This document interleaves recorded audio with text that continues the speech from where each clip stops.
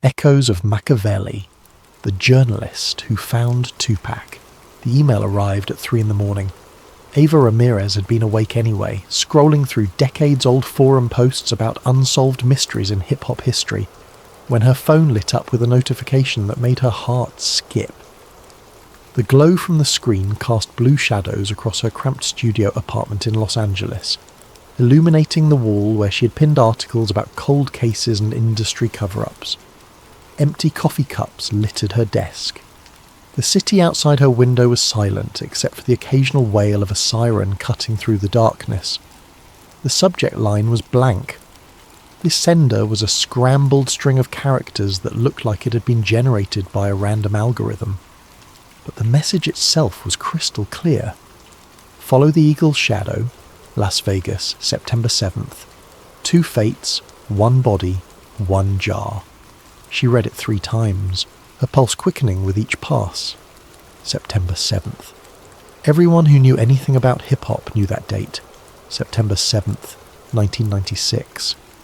The night Tupac Shakur was shot 4 times in a drive-by shooting on the Las Vegas Strip. The night that changed music forever. The night that spawned 1,000 conspiracy theories and launched an entire subculture of people who believed the most famous rapper in the world had faked his own death. Ava had covered music industry scandals for 7 years, clawing her way up from unpaid blog post to a staff position at one of the most respected music journalism sites on the internet. She had exposed label corruption, uncovered ghostwriting schemes, and revealed the truth behind manufactured beefs designed to sell records. Her apartment walls were covered with printed articles bearing her byline, each one a small victory in a war against an industry that thrived on secrecy and spin. But this was different. This was the white whale. This was the story that could define a career or destroy it completely. She'd grown up listening to Tupac. Her older brother Marcus had been obsessed with him, playing All Eyes on Me until the CD was scratched beyond repair. When Marcus was killed in a drive-by shooting when Ava was 16, she had clung to Tupac's music like a lifeline, finding solace in the raw anger and vulnerability of someone who understood what it meant to live surrounded by violence. Investigating Tupac's death wasn't just professional ambition, it was personal in ways she had never admitted to anyone. She looked at the message again. 2 fates, 1 body, 1 jar. What the hell did that mean? The first 2 phrases seemed obvious enough. 2 fates could refer to Tupac's alleged death versus his survival. 1 body could mean the body that was supposedly Tupac in the casket. But 1 jar? That made no sense. Was it metaphorical? Literal? Some kind of code? She screenshot the email and saved it to 3 different cloud services, then forwarded it to her encrypted backup account. If this was real, if someone actually had information about what happened to Tupac, she couldn't risk losing the only contact point. By sunrise, she had booked a flight to Las Vegas. By noon, she'd created a secure cloud folder and begun compiling everything she could find about that night in September 1996. And by midnight, she was convinced that someone out there knew something the rest of the world didn't. This wasn't a hoax. This was an invitation. The question was, an invitation to the truth, or an invitation to become another casualty in a cover-up that had lasted nearly 3 decades? Act 1. The Unsettled Record. The official story was simple enough. On September the 7th, 1996, Tupac Shakur attended a Mike Tyson boxing match at the MGM Grand in Las Vegas. After the fight, he and Death Row Records CEO Marion Knight got into an altercation with a gang member in the casino lobby. Security footage showed the confrontation. Witnesses confirmed it happened. What came next was inevitable in the logic of gang violence and street justice. Later that night, Tupac and Knight were driving to a nightclub when a white Cadillac pulled up alongside their black BMW at a red light on Flamingo Road. Someone in the Cadillac opened fire. 4 bullets hit Tupac. 2 hit his chest, 1 his arm, 1 his thigh. Knight was grazed by shrapnel but otherwise unharmed. The Cadillac sped away into the night and was never found. Tupac was rushed to University Medical Center. He underwent multiple surgeries. His right lung was removed. For 6 days, he fought for his life in the intensive care unit while the world held its breath. Then, on September the 13th, 1996, at 4:03 in the afternoon, Tupac Amaru Shakur was pronounced dead. He was 25 years old. The killer was never caught. The case went cold. The official investigation stalled, and the conspiracy theories began almost immediately. Ava sat in her hotel room in Las Vegas, surrounded by printouts and laptop screens, glowing with forum threads and archived news articles. The air conditioning hummed steadily, fighting against the desert heat that pressed against the windows. She had been researching for 3 days straight, barely sleeping, living on coffee and takeout from the casino buffets downstairs. The carpet smelled like cigarette smoke that had seeped in from the hallway. The walls were thin enough that she could hear muffled conversations and slot machine jingles from the casino floor below. The more she dug, the more questions emerged, spreading out like cracks in a windshield after impact. Why was there no public autopsy photo? Why was the casket closed at the funeral? Why did Tupac's mother, Afeni Shakur, cremate his body immediately after a private ceremony that excluded most of the media? Why were so many details about his final days kept under seal by hospital privacy laws that seemed unusually strict even by medical standards? She had created a timeline on the wall using tape and printed documents, connecting events with red string like something out of a detective thriller. It looked obsessive because it was obsessive, but obsession was what separated good journalists from mediocre ones. You had to be willing to lose yourself in the story, to let it consume you until the truth revealed itself. She found a Reddit post from June 5th, 2024 that had caught her attention during her initial research. The user claimed to have been tracking the online conspiracy community for years and had noticed something strange. The Tupac is Alive sites went deep in the archive. Malaysia, Cuba, a Navajo reservation. I saw movement. Movement? What kind of movement? She had tried to contact the user directly but received no response. The account had gone dormant shortly after that post, which was either suspicious or simply the natural life cycle of someone who had moved on to other interests. She started following the breadcrumbs. There were websites dedicated to photographic analysis, comparing tattoos on a man photographed in Belize to Tupac's documented body art. The comparisons were surprisingly detailed, noting the placement of his thug life tattoo across his stomach, the theatrical masks on his shoulder, the cross with his mother's name Afeni on his back. There were audio experts claiming voice pattern matches on recordings allegedly made years after his death, citing pitch analysis and speech patterns that they insisted were identical. There were sightings reported from a dozen countries, each one detailed enough to sound plausible but vague enough to remain unverified. The persistence was what struck her. Nearly 3 decades after his death, people were still looking, still analysing, still believing. This wasn't just nostalgia or denial. This was something deeper, a cultural wound that refused to heal because it had never been properly examined in the first place. She decided to reach out to people who had actually known him, people whose credibility couldn't be easily dismissed. First, she contacted a former member of the Outlaws, Tupac's affiliated rap group. The man, who agreed to speak on condition of anonymity, told her something that stuck in her mind. They spoke on an encrypted video call at 2 a.m, the man's face partially shadowed to protect his identity. Behind him, Ava could see gold and platinum records hanging on the wall, relics from a different era. Pac was paranoid near the end, he said, his voice carrying the weight of old memories and older regrets. Not crazy paranoid, smart paranoid. He knew people wanted him dead. He talked about disappearing sometimes, just vanishing and starting over. We thought he was joking, you know. Pac was always talking big, always had some master plan he was working on. But looking back, maybe he was planning something. He asked me once what I would do if I had to start my life over with a new identity. I laughed it off. Now I wonder if he was testing the idea, seeing how people would react. Did he ever mention specific places he might go? Ava asked, leaning closer to her screen. The man shook his head. Not really, but he talked a lot about Africa, about going back to his roots. He mentioned Cuba a few times because of his stepfather's connections there, and he was fascinated by islands, isolated places where you could see people coming from miles away. He said cities made you vulnerable, too many angles of attack. Do you think he's alive? There was a long pause. The man looked away from the camera, his jaw working like he was chewing on words he wasn't sure he should say. I think Pac understood something most people don't, he finally said. Death is easy. It's living that's hard. If he wanted to disappear, if he wanted to become someone else, he had the resources and the intelligence to pull it off. Do I think he did it?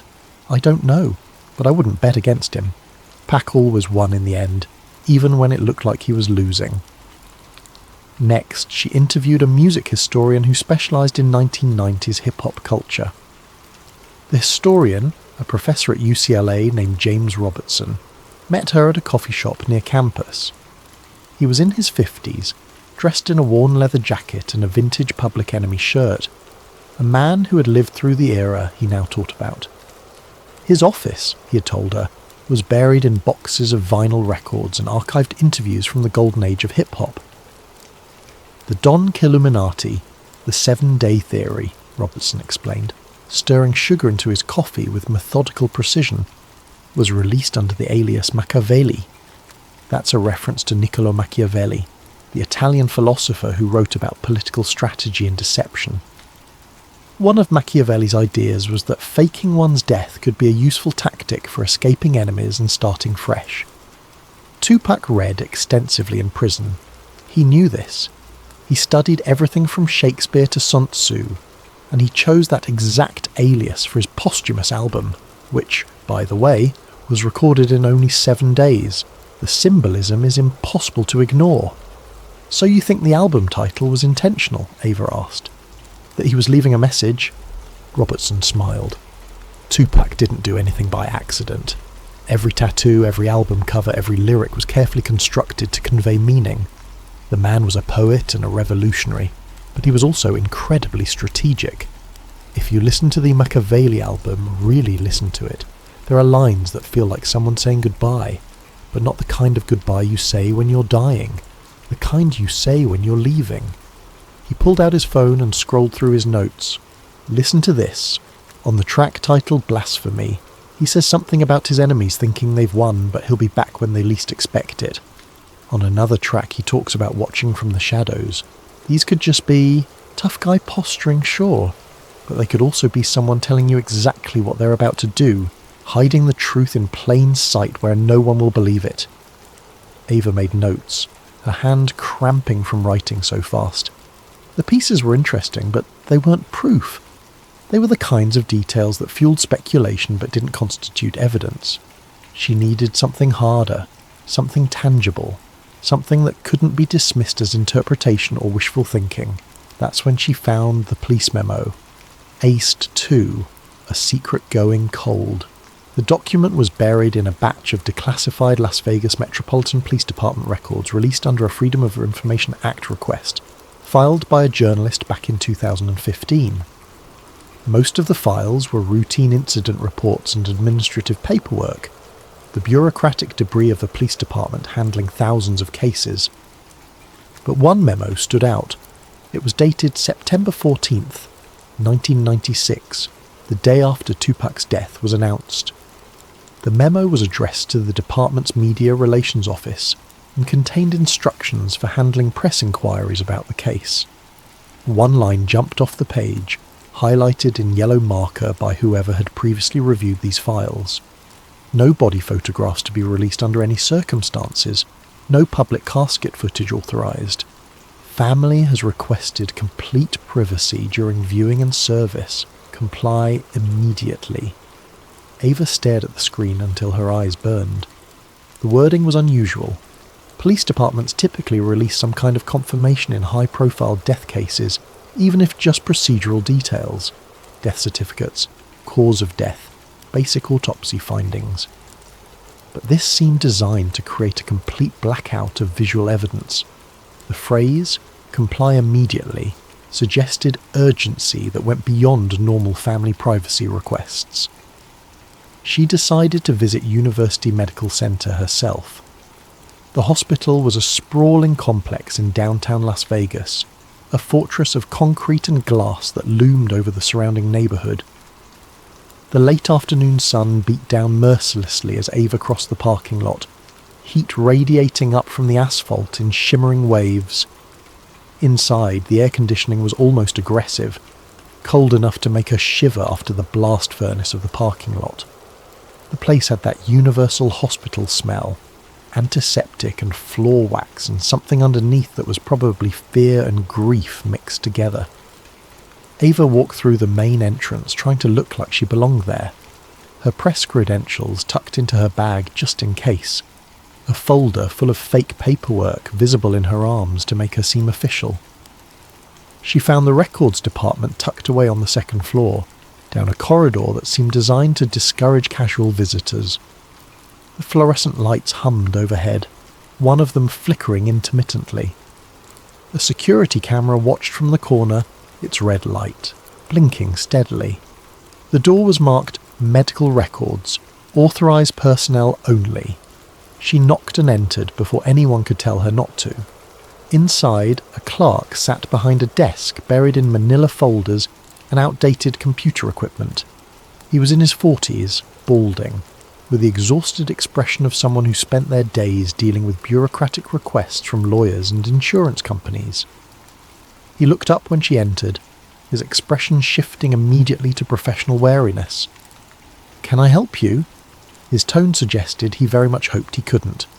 Ava put on her most professional smile and submitted a formal request for patient exit logs from September 1996, specifically for Ward B, where critical care patients were housed.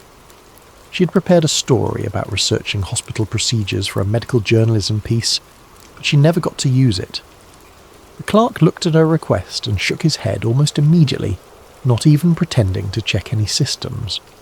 "Privacy laws," he said flatly, pushing the paper back toward her. "Medical records from that time period are sealed, even patient logs. You'd need a court order or family authorization." "What if the patient is deceased?" Ava asked, knowing the answer but wanting to see his reaction. "Still sealed, hospital policy." He crossed his arms, making it clear the conversation was over. "Even after almost 30 years? Ma'am, those records could stay sealed for 50 years or more. It doesn't matter how long it's been. Without proper authorization, I can't help you." He paused, then added in a lower voice, "And between you and me, some records are sealed for reasons that go beyond normal privacy laws. If you're asking about who I think you're asking about, that file has been flagged since 1996. Federal seal. That means someone in Washington decided no one gets to see it without going through them first." Ava felt a chill despite the stuffy warmth of the office. "Federal seal? For what reason?" The clerk shrugged. "Above my pay grade.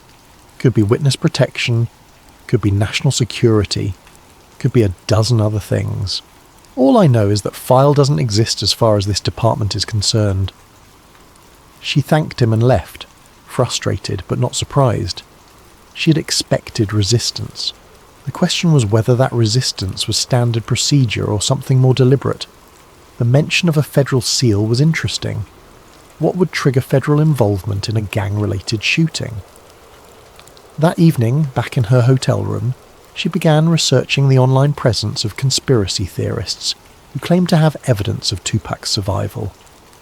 One name kept appearing in forum discussions: Michael A., a man living in Belize who posted occasional videos online with his face blurred out, claiming he had encountered someone matching Tupac's description in the small island town of San Pedro years ago. Most people dismissed him as a crank seeking attention. But Ava noticed something in his videos. The details were too specific to be complete fabrications.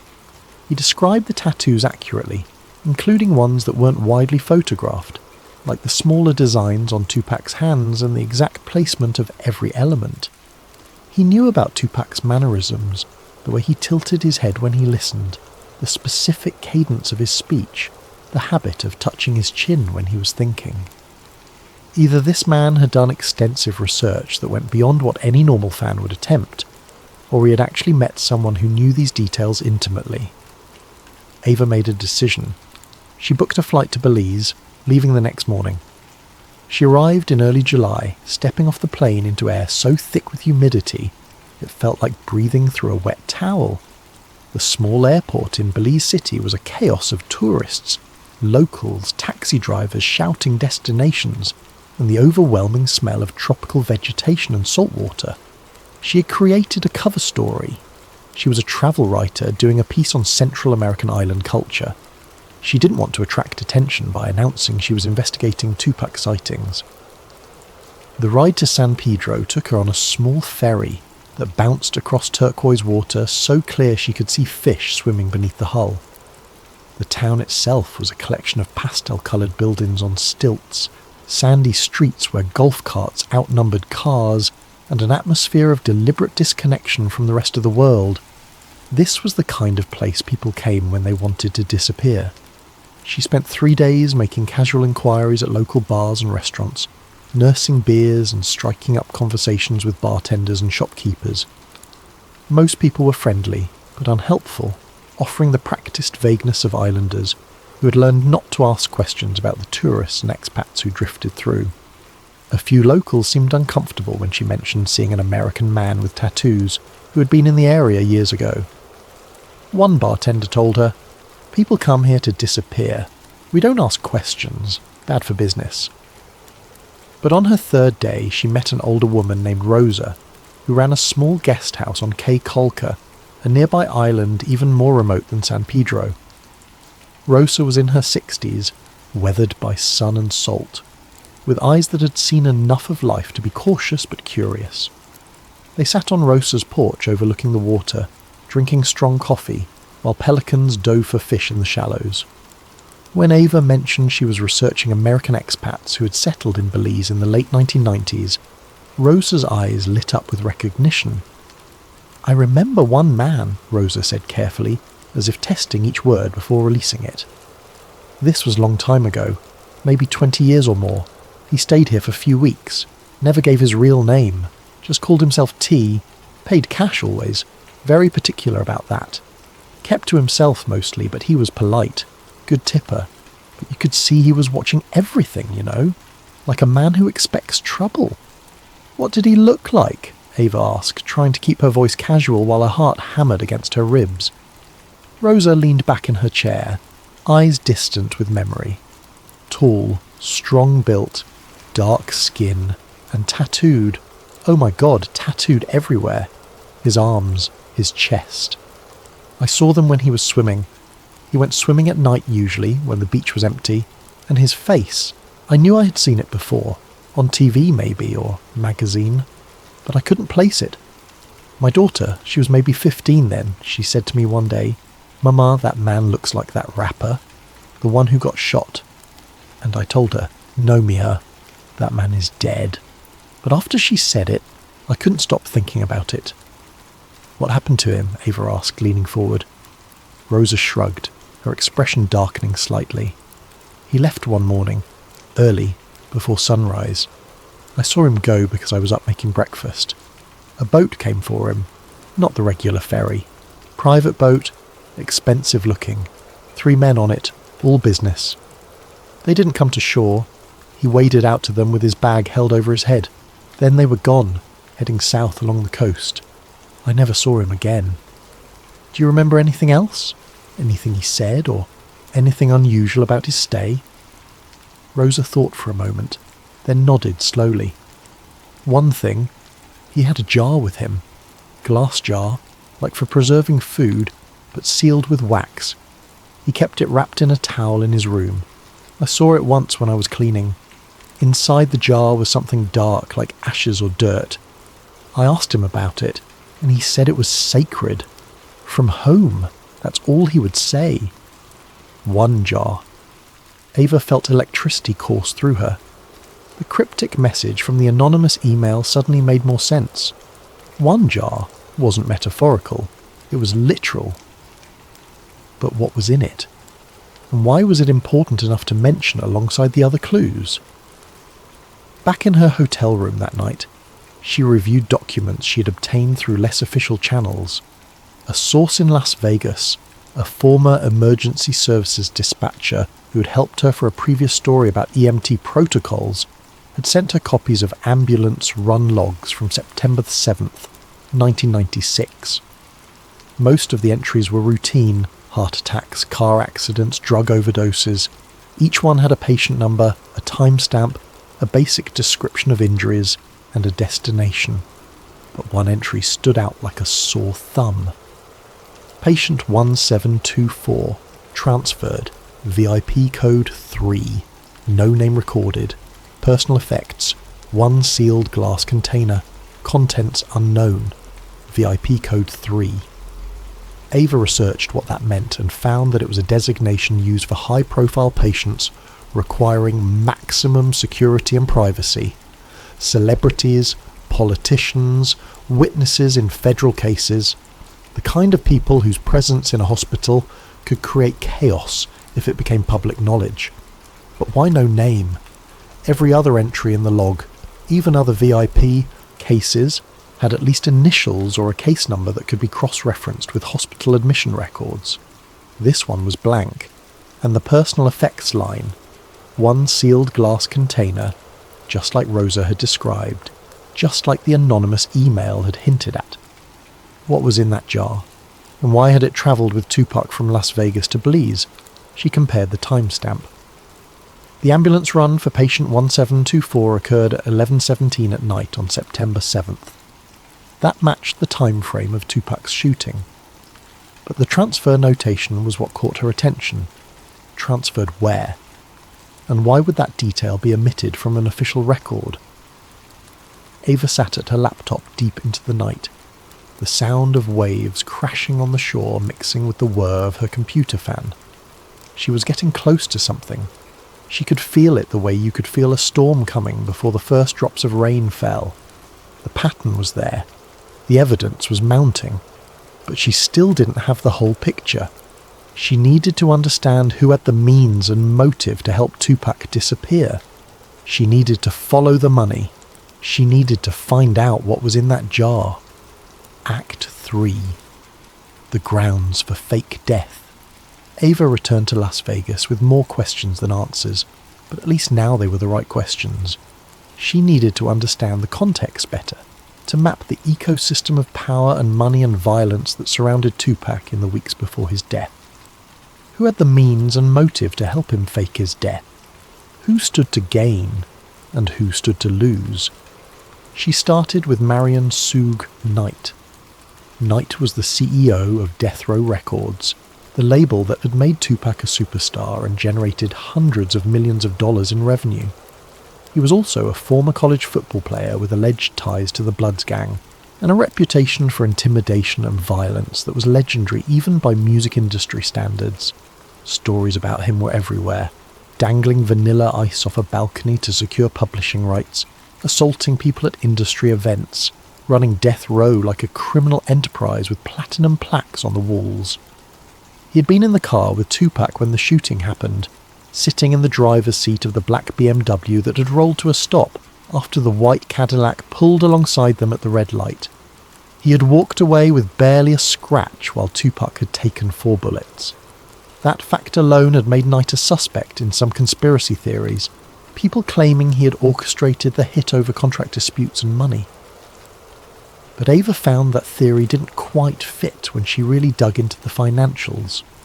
Knight needed Tupac alive. The rapper was Death Row's biggest asset, bigger even than Snoop Dogg or the rest of the roster. His album sold millions. His cultural impact was immeasurable. All Eyes on Me had gone diamond.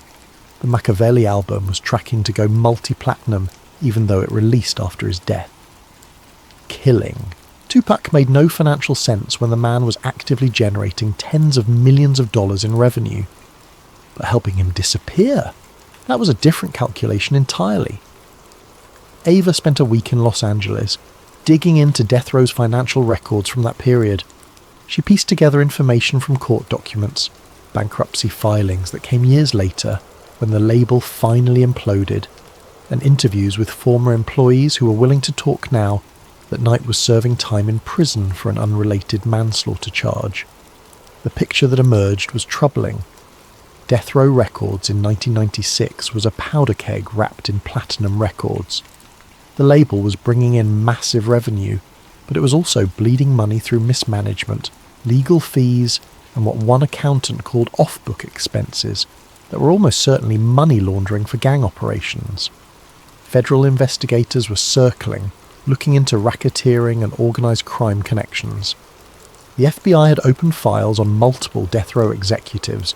Gang affiliations that had once been useful for street credibility were becoming serious legal liabilities, and Tupac himself had been growing increasingly vocal about wanting to leave death row and start his own label.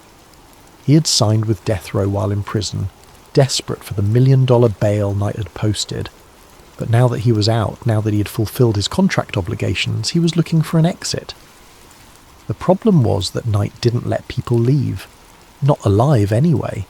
Too many people knew too much about how death row really operated.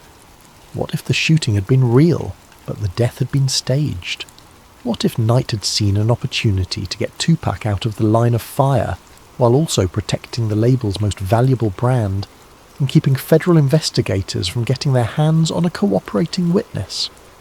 A dead Tupac was worth more than a living one in some ways.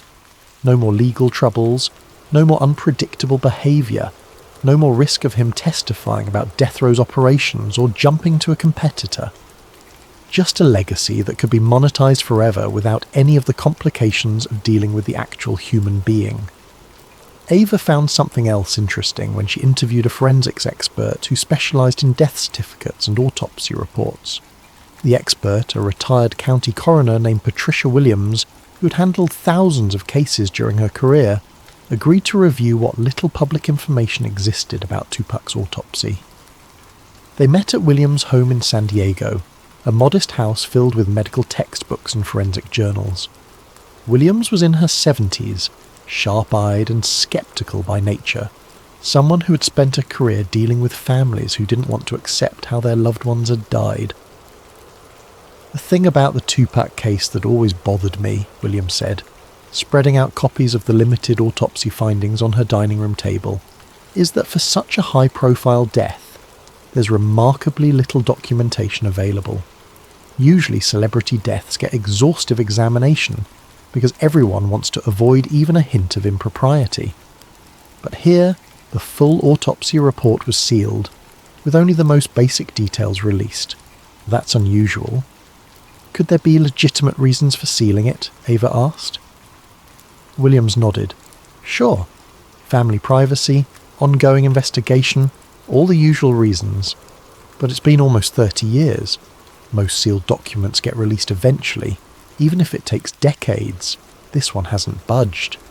That tells me someone with serious influence wants it to stay sealed." "What about the cremation? I've read that the body was cremated very quickly after the funeral." "Within 24 hours, Williams confirmed. "Again, not impossible, but fast.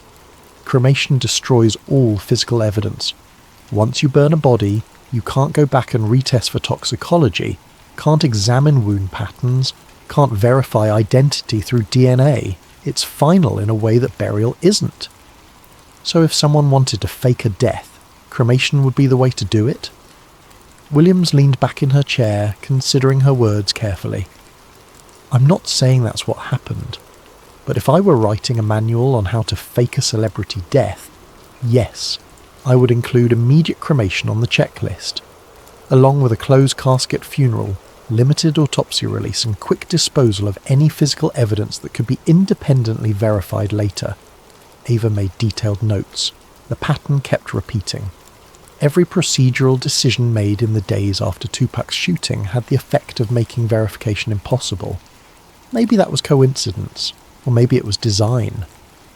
The funeral itself had been unusually private for someone of Tupac's celebrity status. The memorial service at the Frankie Campbell Funeral Chapel in New York was closed to media for the first hour, with only family and close friends allowed inside. Security was tight. enforced by men who looked more like bodyguards than funeral home staff. By the time reporters were permitted entry for the public viewing, the casket was already closed, sealed with brass screws. No one outside the immediate family ever saw Tupac's body except, allegedly, the medical examiner and the mortician. But Ava had found something interesting about that mortician. His name was Charles Henderson, and he had worked for the funeral home for 3 decades, handling services for everyone from mob bosses to mayors. She tracked him down to a retirement community in Florida, where he agreed to speak with her on condition that she didn't record the conversation. Henderson was 82 now, frail but mentally sharp. They sat in his small apartment while he drank iced tea and talked about a career spent preparing dead bodies for their final public appearances. "I remember the Shakur service," he said quietly. "How could I forget?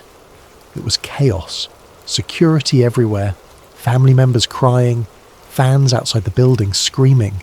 The pressure was intense to handle everything perfectly." "Do you remember preparing the body?" Ava asked, keeping her voice gentle.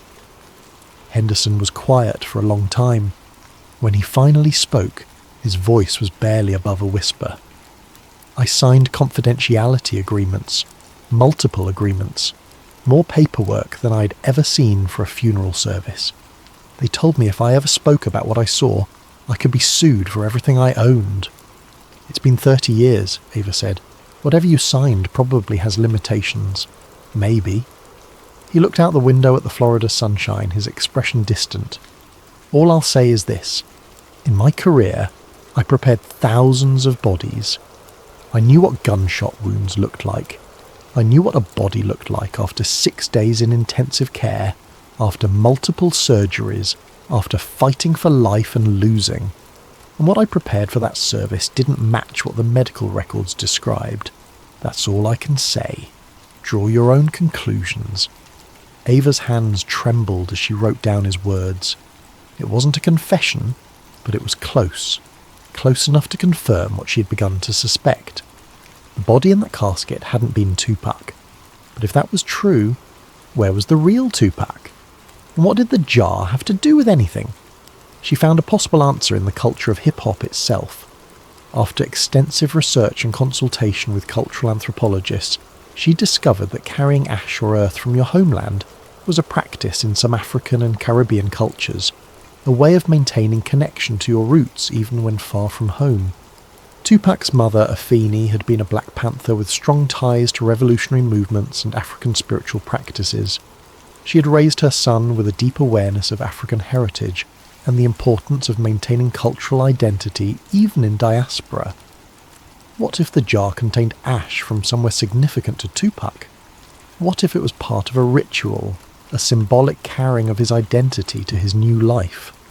In some traditions, carrying earth from your birthplace or a sacred place was believed to protect the traveller and maintain their connection to their ancestors.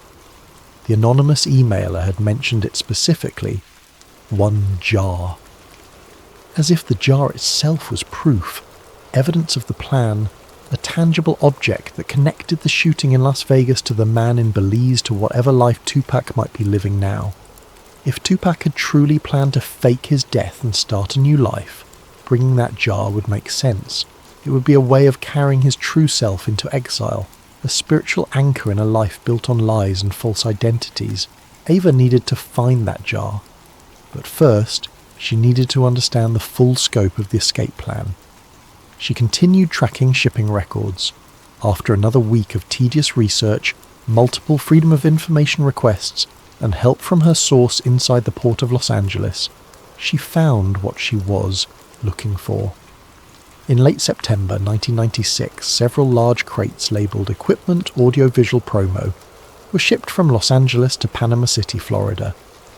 The shipment was registered to a company called Eagle Shadow Logistics, a firm that had no website, no public business listings, and no record of existence after 1997.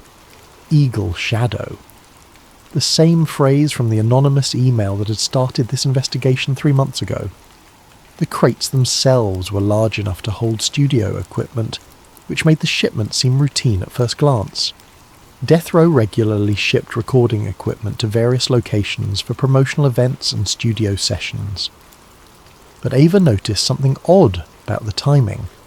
The shipment was processed on September 10th, just 3 days before Tupac was officially pronounced dead, and the destination, Panama City, was a coastal hub with easy access to Central and South America by boat. The shipping manifest listed the contents as audio mixing boards, microphones, amplifiers, with a declared value that seemed suspiciously low for that much equipment. The total weight was listed as over £800, but the freight cost was minimal, suggesting someone with connections in the shipping industry had helped facilitate the transfer without too much scrutiny. She began to see the outline of a plan that was audacious in its scope but possible with the right resources and connections, and Marion Knight, whatever else he was, had both resources and connections in abundance. ECT-4, the escape plan. Ava constructed a timeline based on everything she had gathered. It was speculative, she knew, but it fit the available evidence better than the official story. September 7th, 11:17 at night. Tupac is shot 4 times in a drive-by shooting on the Las Vegas Strip. He's rushed to University Medical Center in critical condition. The shooting is real. The wounds are life-threatening, but he survives the initial trauma. September 8th and 9th, Tupac undergoes surgery. His right lung is removed. He is placed in intensive care. The official story says he remained in the hospital fighting for his life. But what if something else happened during this time? Ava found a notation in the hospital record she'd obtained, a single line that appeared in the ICU log for September 9th. Patient transferred to secure site. Identity withheld per federal protocol. Federal protocol. That suggested law enforcement or government involvement. Witness protection, maybe? Or something less official? September 10th. Early morning hours. Ava's theory diverged sharply from the official narrative at this point.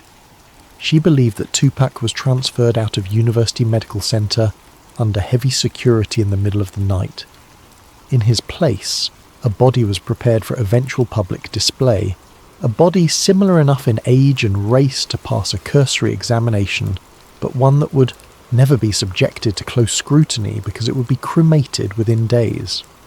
The real Tupac, injured but stable, was transported to a private airfield outside Las Vegas. Ava had found a flight log that supported this theory. A small charter aircraft registered to an escrow company called Eagle Shadow Holdings departed from a private terminal at Las Vegas McCarran International Airport on September 10th at 6:15 in the morning. The flight plan listed the destination as Belize City International Airport. The passenger manifest showed 3 individuals, but their names were redacted in the copy she obtained. September 13th. Tupac Shakur is officially pronounced dead at University Medical Center. The announcement is made to the media. The world mourns. The conspiracy theories begin immediately, but most people dismiss them as grief-fueled denial. Meanwhile, if Ava's theory was correct, the real Tupac was recovering in a safe house in Belize, thousands of miles from the media circus and the gang violence that had nearly killed him. She returned to Belize in late July to follow up on the flight log. The private airfield where the plane would have landed was now defunct, converted to commercial use. But she tracked down a former air traffic controller who had worked there in the 90s. His name was Carlos, and he agreed to meet her at a cafe in Belize City. He was in his 60s now, retired, and seemed amused by her questions. "You're not the first person to ask about that time," he said, stirring sugar into his coffee. There was a flight, September 1996. I remember because it was unusual. Middle of the night, no advance notice, and when the plane landed there were men with guns waiting. Security, I assumed. Private contractors. "Did you see the passengers?" Ava asked. Carlos nodded slowly. 3 people got off the plane. 2 were large men, bodyguards maybe. The third was smaller, wrapped in blankets, moving slowly like he was hurt. They put him in a car and drove away very fast. I never saw where they went. Did you see his face? No, but I saw his arm when the blanket slipped, covered in tattoos, very distinctive. I remembered thinking he must be someone important to have that kind of security. Ava felt a chill run through her.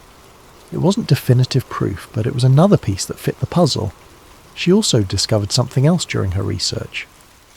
In early 1997, just a few months after Tupac's death, a trust was established in Malaysia under the name Tariq Amaru.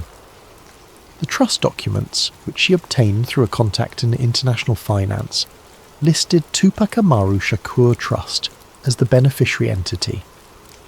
The trust was designed to hold and distribute assets, including intellectual property rights and royalty payments. Tariq Amaru, almost an anagram of Tupac Amaru, too close to be coincidence. When she contacted the law firm managing the trust, she received a terse response. File sealed for privacy. No comment. Act 5. The risks of remaining dead. Ava sat in her apartment in Los Angeles, surrounded by evidence boards and timelines pinned to the walls. Papers were everywhere, spreading from her desk to the floor to the kitchen counter.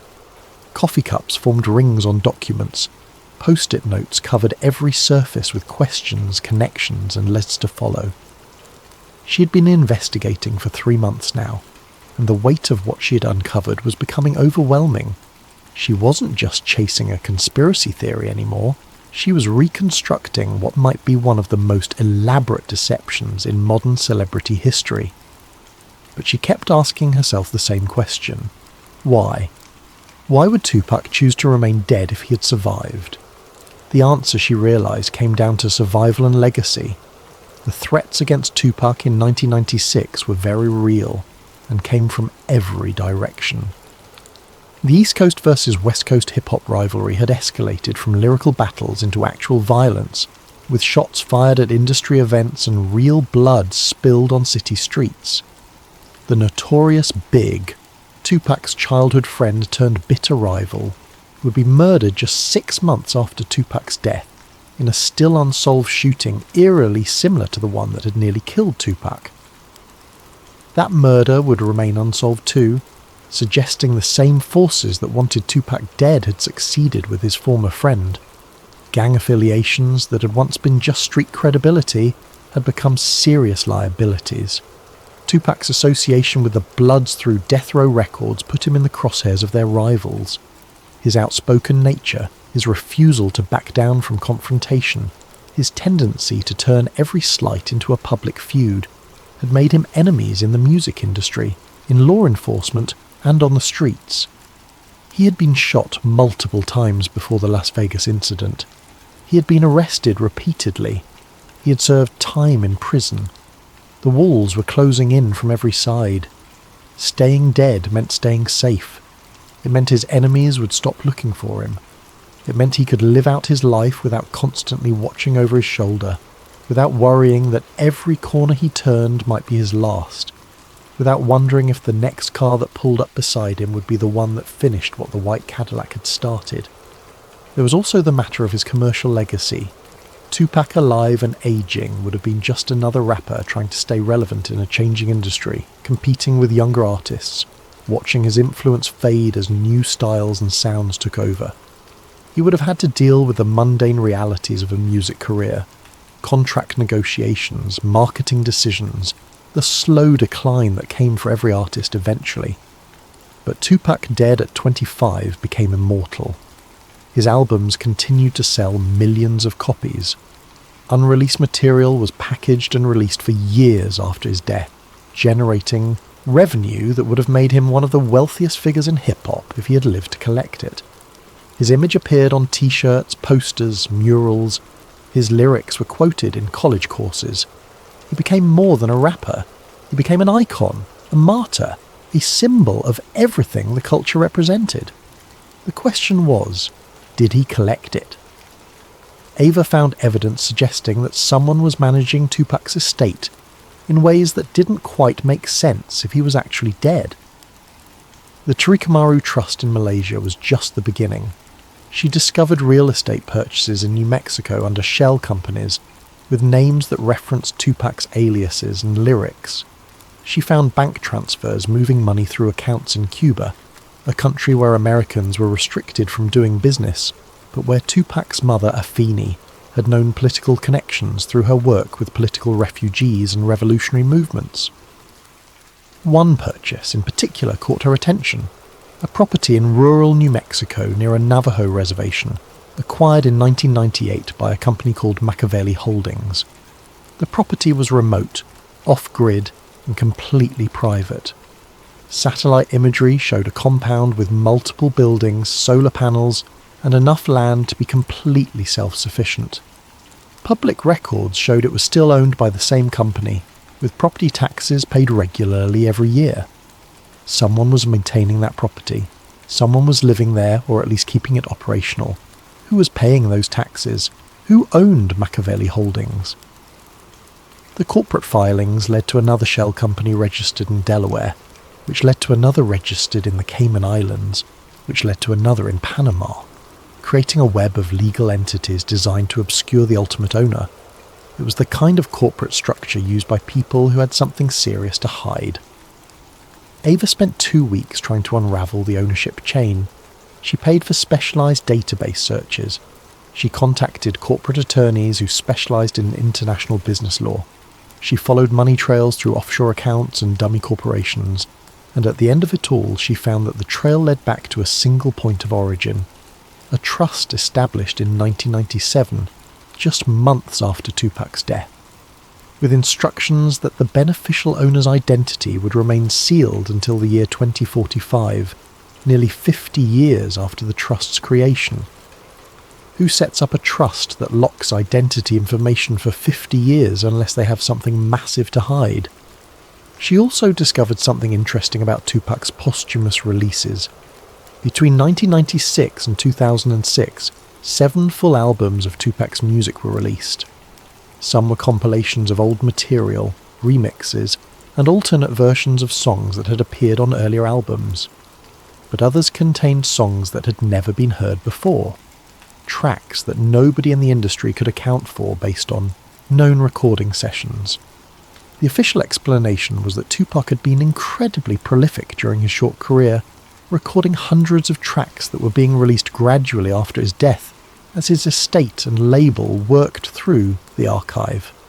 Death Row and later Amaru Entertainment, the label Afeni had formed to control her son's legacy, claimed they had vaults full of unreleased material.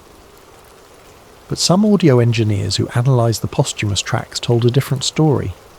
Ava interviewed 3 different audio forensics experts, professionals who worked with law enforcement to verify voice recordings and detect audio manipulation. They pointed to subtle differences in recording quality, production techniques, and even vocal patterns that suggested some of the later tracks might have been recorded after Tupac's official death date. "Listen to the background noise on some of these tracks," one engineer told her, playing sections of a posthumous album through professional monitoring equipment. "The ambient sound signature doesn't match Death Row Studios or any other facility we can verify Tupac recorded at, and the vocal quality is different. Not worse, just different. Like he was recording in a different environment, maybe even using different equipment." Another engineer pointed out inconsistencies in Tupac's voice itself. The timbre and resonance patterns on some of these later tracks suggest his vocal cords had fully matured, that he had aged past 25. It's subtle, but it's there. The voice has more depth, more resonance in the lower registers. That's not something you can fake with production tricks. The theories were dismissed as conspiracy nonsense by most music industry professionals. Death Row and Amaru Entertainment released statements saying all the posthumous material had been recorded before Tupac's death. Music critics called the audio forensics claims pseudoscience. But Ava wondered if there was more to it. What if Tupac hadn't just faked his death? What if he had continued recording music in secret, feeding new material to his estate to be released gradually, maintaining his presence in the culture without revealing himself? It would explain how the posthumous releases kept coming year after year, without the quality declining or the material running out. It would explain the inconsistencies the audio engineers had noticed. It would explain why his estate seemed so carefully managed, as if someone with intimate knowledge of his artistic vision was still making decisions about which tracks to release and when. It would be an extraordinary level of deception, requiring careful coordination between Tupac, his mother, trusted engineers and producers, and possibly even law enforcement or intelligence agencies. But then again, Tupac had been an extraordinary figure, a poet, an actor, a revolutionary thinker who had read Machiavelli in prison and understood that sometimes the greatest power came from appearing powerless, from being dead while actually alive, from controlling your legacy by removing yourself from it entirely. If anyone could pull off a deception that elaborate, it would be Tupac Amaru Shakur. Aced 6. The decision point. By late August, Ava had compiled everything she'd gathered into a comprehensive report that ran over 100 pages. She had the ambulance logs with their mysterious VIP Code 3 and personal effects listing. She had the shipping records for Eagle Shadow Logistics. She had the flight manifest showing a charter plane leaving Las Vegas for Belize the morning after the shooting. She had the trust documents from Malaysia. She had witness testimonies from Rosa in Belize and Carlos, the air traffic controller. She had the statement from Charles Henderson, the mortician who had prepared a body that didn't match the medical records. She had the audio forensics suggesting posthumous tracks were recorded after Tupac's death. And she had the strange gaps in the official narrative that had never been adequately explained. Most importantly, she had traced the mystery of the jar. The sealed glass container mentioned in the ambulance log, the jar Rosa had seen in Belize, the symbolic carrying of sacred earth from home. It all connected. The jar was physical evidence that tied everything together, proof that someone matching Tupac's description had travelled from Las Vegas to Belize carrying something deeply personal, something connected to his identity and heritage. She knew that publishing this story would make her a target. She knew that powerful people had reasons to keep the truth hidden, whatever that truth actually was. Death Row Records might be defunct, but Marion Knight still had connections. The people who had helped fake Tupac's death, if that's what had happened, wouldn't want their roles exposed. And if federal agencies had been involved, which the sealed files suggested, then she would be challenging forces far more dangerous than any record label executive. But she also knew that journalism existed for moments like this, for stories that challenged official narratives and forced difficult questions into the public sphere. This was why she had become a reporter, not to write puff pieces about album releases, but to uncover truth that powerful people wanted buried. She decided to do something bold. Rather than publishing a traditional article that could be ignored or dismissed, she would host a live-streamed presentation where she revealed her findings in real time, allowing the audience to see the evidence and draw their own conclusions. A live stream couldn't be stopped once it started. It couldn't be edited or suppressed by editors worried about lawsuits, and if thousands of people watched it happen in real time, the information couldn't be disappeared even if something happened to her afterward. She spent a week preparing. She created a PowerPoint presentation with scanned documents, photographs, and audio, clips. She rehearsed her delivery until she could present the entire investigation clearly and compellingly. She set up multiple backup servers to host the stream, knowing that whoever wanted this buried might try to take her offline. She notified several trusted journalist friends about the stream time, asking them to save copies in case her originals disappeared. The stream was scheduled for August 22nd, 2025, at 8 in the evening Pacific time. She promoted it on social media for 3 days beforehand with cryptic messages. The truth about Tupac Shakur. 29 years of lies end Thursday night.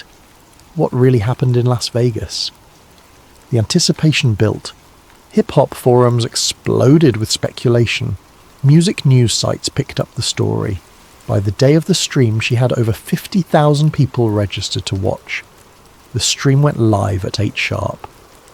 Within minutes, the viewer count climbed past 100,000. Within half an hour, it had gone viral, shared across Twitter, TikTok, Instagram, and Reddit. News outlets started covering it in real time. By the time she was an hour into her presentation, over 1 million people were watching. Ava sat in front of her camera, her apartment's evidence board visible behind her, and walked through her investigation step by step. She started with the anonymous email that had begun everything, explaining the cryptic message: "Follow the eagle's shadow, Las Vegas, September 7th, 2 fates, 1 body, 1 jar." "I followed that shadow," she told the camera, her voice steady despite the adrenaline coursing through her. "And what I found raises questions that have never been properly answered about the death of the most influential rapper of his generation." She showed the ambulance log with patient 1724 and VIP code 3. She zoomed in on the line about personal effects, 1 sealed glass container. "This jar appears again in Belize," she explained, carried by a man matching Tupac's description, who told a guest house owner it contained something sacred from home. In some African and Caribbean cultures, carrying earth or ash from your homeland is a way of maintaining spiritual connection when in exile. Was Tupac carrying a piece of himself into his new life? She displayed the shipping manifest for Eagle Shadow Logistics, highlighting the timing. Equipment shipped from Los Angeles to Panama City 3 days before Tupac was pronounced dead. The same company name that appeared in the anonymous email. A company that ceased to exist after 1997. She played audio from her interview with the former death row security guard, his voice disguised for protection. "I heard someone mention extraction and Latin America branch. People don't use that language for moving studio equipment. They use it for moving people."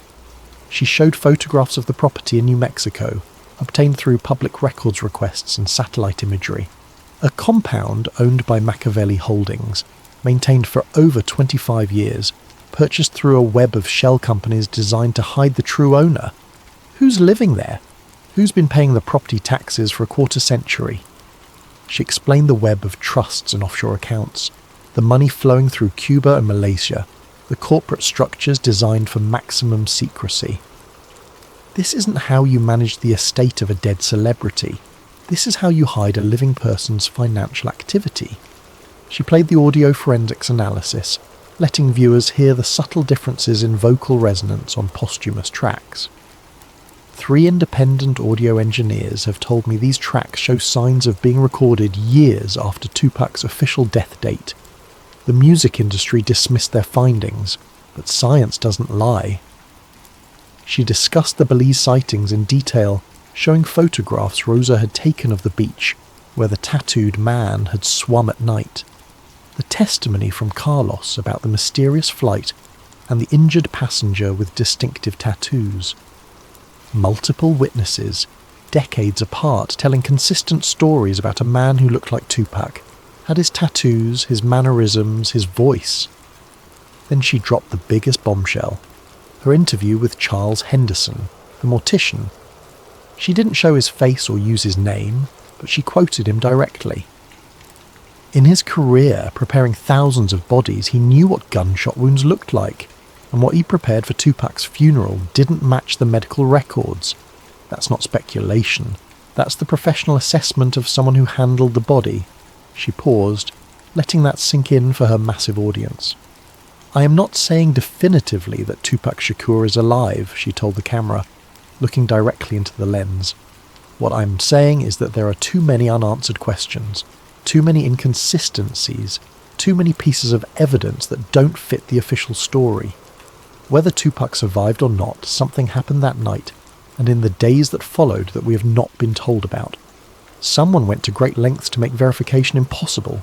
The cremation, the sealed autopsy, the closed casket, the federal seals on hospital records. That's not how innocent people behave. That's not how you handle a straightforward case of gang violence." She ended with a direct appeal, her voice rising with passion. If the most iconic figure in hip-hop history faked his death, it raises fundamental questions about truth, identity, power, and the manipulation of public narrative. These are questions we should be asking about our culture, about the industry, about what we believe and why we believe it.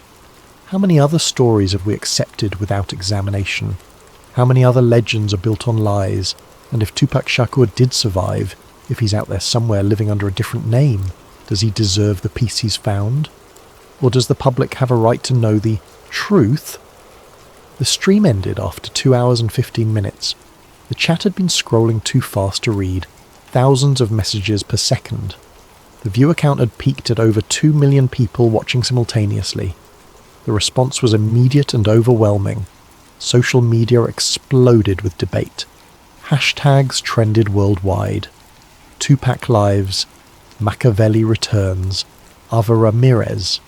Some called her a hero for investigative journalism, a truth-teller who had done what mainstream media was too cowardly or compromised to attempt. Others called her a fraud peddling conspiracy theories for clicks, a clout chaser exploiting a dead man's legacy for personal gain. Major news outlets reached out for interviews. Her website crashed from traffic within minutes, even with the backup servers running. By morning, she had over 100 media requests in her inbox, and then the threat started. At first, they were generic trolling, the kind of harassment any woman with a public platform receives, but within 24 hours they became specific and credible. Her email inbox filled with anonymous messages warning her to stop digging, containing details about her daily routine that proved someone was watching her. Her home address was posted on multiple forums. Her social media accounts were flooded with harassment so intense she had to disable comments entirely. Someone sent her a package at her apartment building. When she opened it, she found a printed photo of her building taken from across the street, with a red X drawn over her window in marker. No note, no explanation, just the image and the implication. 2 days after the stream, her website was hit with a massive distributed denial of service attack that took it offline for 3 days. Her hosting provider told her it was one of the most sophisticated attacks they had ever seen, originating from multiple countries simultaneously, using methods typically associated with state-sponsored hacking groups. This isn't random hacktivists, the security specialist told her. Someone with serious resources wants you silenced. Most troubling of all, her contact in Belize, Michael Agas, went completely silent. His videos stopped appearing online. His email bounced back with a message saying the account didn't exist. When she tried to reach out to mutual contacts in San Pedro, they told her he had left the country suddenly, in the middle of the night, leaving his belongings behind. One person said they'd seen men in suits asking about him at the bars where he used to hang out.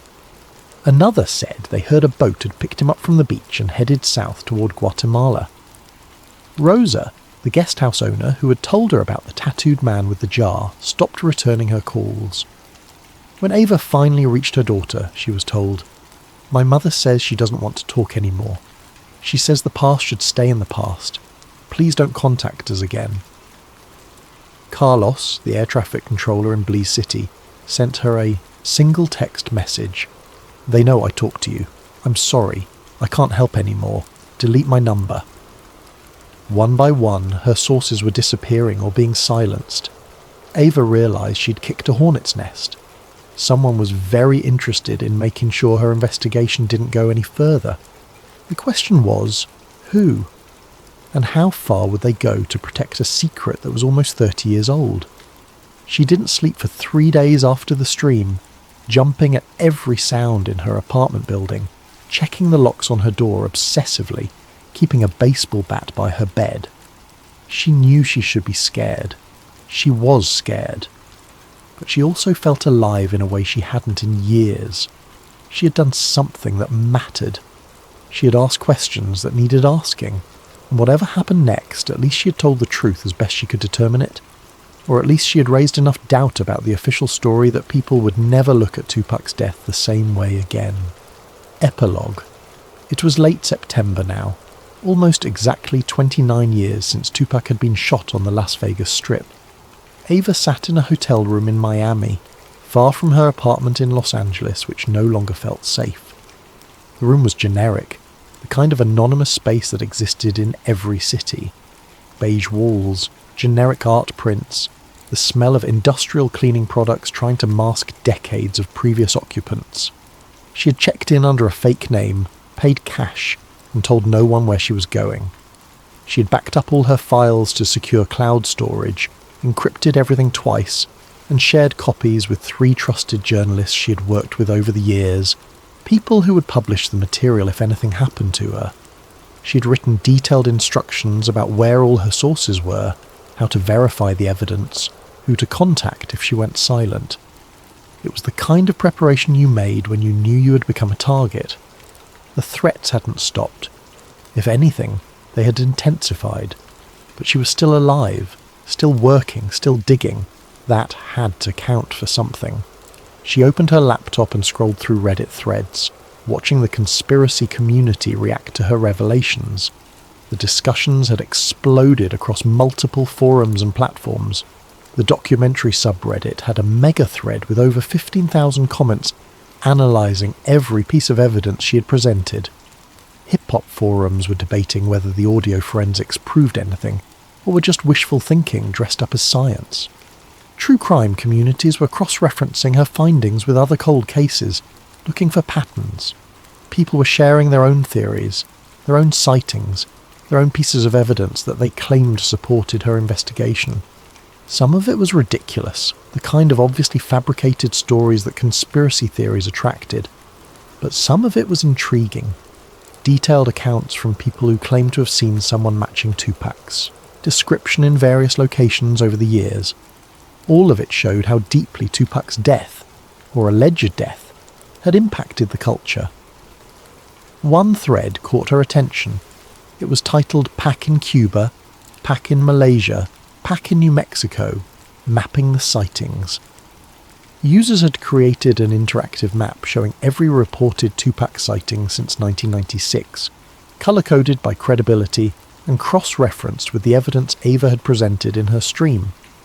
Green markers indicated high-credibility sightings with multiple witnesses or photographic evidence. Yellow markers were possible sightings with limited verification. Red markers were obviously false claims. The map showed clusters in Central America, Southeast Asia, and the American Southwest. The pattern was too consistent to be random chance, but too scattered to prove anything definitive. It was like looking at a constellation and trying to decide if the stars formed a picture, or if your brain was just imposing order on chaos. Ava clicked on a green marker in New Mexico, not far from where she'd identified the Machiavelli Holdings property. The entry described a sighting from 2012 by a local artist who claimed to have met a man at a Navajo reservation who looked remarkably like Tupac, though older and quieter. He spoke about hip-hop like someone who had lived it, the artist wrote. Not like a fan, but like someone who had been in the middle of it all. He mentioned the East Coast, West Coast thing with this sadness in his voice, like he was talking about old friends who had died. When I asked his name, he said to call him Amaru.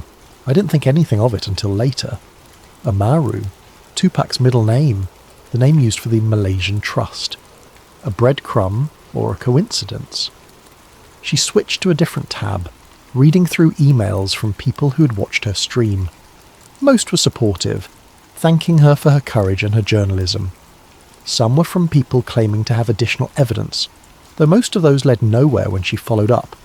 A few were from music industry insiders, speaking off the record, telling her she was onto something but to be careful because people had disappeared for asking fewer questions than she had asked. One email stood out. It had arrived that morning from an address that appeared to be randomly generated. The subject line was blank, just like the original anonymous email that had started everything. The message was brief. The jar is still sealed. Some truths are buried for good reason. You've done your part. Now let the legend rest. She stared at the message, trying to parse its meaning. Was it a threat? A warning? Or confirmation from someone who knew the truth? Ava opened her journal, a physical notebook she kept for her own thoughts separate from her digital files. The pages were filled with 3 months of notes, observations, questions that still had no answers.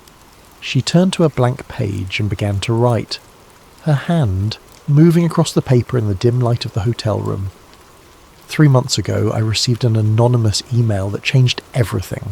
Follow the eagle's shadow, it said. 2 fates, 1 body, 1 jar. I followed that shadow as far as I could, and I found evidence of something extraordinary. Not proof, but evidence. Enough to know that the official story doesn't hold up under scrutiny. Enough to know that powerful people wanted this buried. Enough to know that the truth, whatever it is, has been hidden for nearly 3 decades. Did Tupac Shakur survive September 7th, 1996? I don't know. I may never know for certain. But I know this. Machiavelli lives in the questions we're afraid to ask, in the narratives we accept without examination, in the spaces between what we're told and what we're allowed to know. He said Machiavelli lives, and if he does, we owe him the truth. Not the comfortable lie of martyrdom, not the sanitized legend of a fallen icon, but the messy, complicated, dangerous truth of a man who might have chosen to disappear rather than die. That truth is worth fighting for, even if it costs me everything. She closed the journal and looked out the hotel window at the Miami skyline. The city glowed in the darkness, millions of lights representing millions of people, each one living their own version of truth and lies. Somewhere out there, in Belize or Malaysia or New Mexico or Cuba or 1,000 other places, someone might be living under a different name with a different face, with the same tattoos and the same voice and the same fire that had made Tupac Shakur immortal even before his alleged death. Or maybe he really was gone, and she had spent 3 months chasing shadows and connecting dots that didn't actually form a picture. Maybe the pattern she had found was just the human mind's desperate attempt to impose meaning on chaos, to find conspiracy and tragedy, to believe that someone as vital and alive as Tupac couldn't simply be snuffed out by random violence on a Vegas street. Either way, the investigation had revealed something important, that in an age of information and surveillance it was still possible to disappear. It was still possible to control your own narrative, even from beyond the grave. It was still possible to become legend by choosing when and how your story ended, by taking yourself out of the equation and letting the myth grow in your absence. Her phone buzzed with a new email notification. She checked it, expecting another threat or another journalist looking for an interview or another conspiracy theorist claiming to have the missing piece of the puzzle. Instead, it was from the same scrambled sender who had contacted her back in May, the one who had sent the original invitation to follow the eagle's shadow. The subject line was still blank. The message contained only 3 words, no signature, no explanation. He sends regards. Ava stared at the screen, her heart pounding so hard she could feel it in her throat. Her hands trembled slightly as she screenshot the message and saved it to her encrypted backup. She didn't know if it was real or another layer of deception. She didn't know if she should feel validated or terrified. She didn't know if he meant Tupac or someone else entirely. Someone using the legend to manipulate her, to keep her chasing ghosts while the real truth stayed hidden. She didn't know anything for certain anymore, except that certainty itself might be the biggest lie of all. But she knew she couldn't stop now. Stopping meant letting them win, whoever they were. Stopping meant accepting that some truths were too dangerous to pursue, that some questions were better left unasked. And she hadn't become a journalist to accept comfortable lies. She had become a journalist to make people uncomfortable with the truth. She opened a new document and began typing the outline for her next investigation, her fingers flying across the keyboard, her mind already racing ahead to the next lead, the next question, the next shadow to follow. She would dig into the Malaysian trust, try to find someone who knew who had set it up. She would visit the New Mexico property, see if she could get close enough to observe who was living there. She would follow the money trails she hadn't had time to fully explore, trace every dollar that had flowed through Tupac's estate in the years since his death. Because that's what journalists do. They chase the truth, wherever it leads, whatever the cost. Even when the truth refuses to reveal itself clearly. Even when the answers create more questions. Even when powerful forces want them to stop asking. And sometimes, if they're very lucky or very unlucky, they find something that changes everything. Outside her window, the sun was setting over Miami, painting the sky in shades of orange and red and purple, colours so vivid they looked artificial. like someone had turned up the saturation to make the world seem more beautiful than it really was. In the distance, she could hear sirens, the ambient soundtrack of urban life, emergency and crisis and human drama playing out in 1,000 small ways across the city. In her earbuds, an old Tupac track played softly, the one from the Don Killuminati album, the one where he rapped about death and rebirth and revenge from beyond the grave.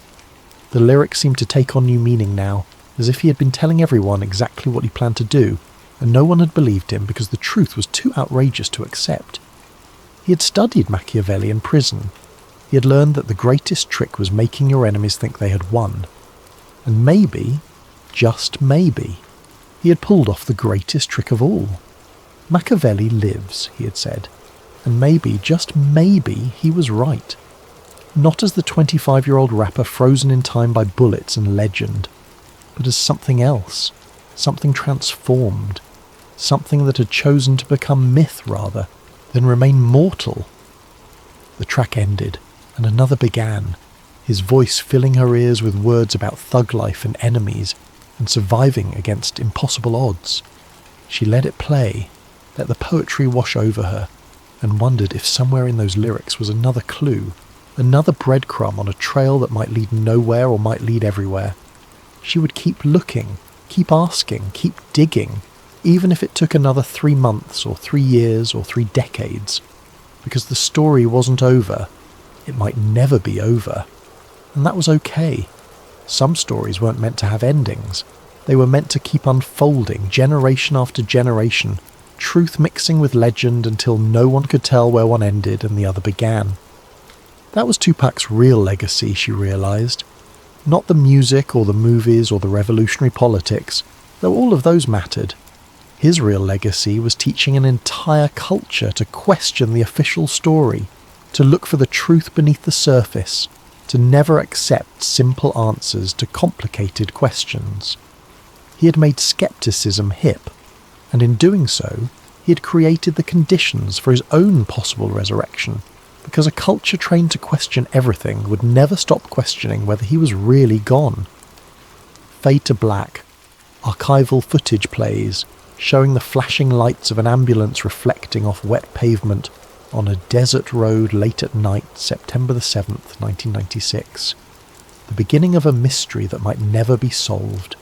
A legend that would outlive whatever truth had been buried beneath it.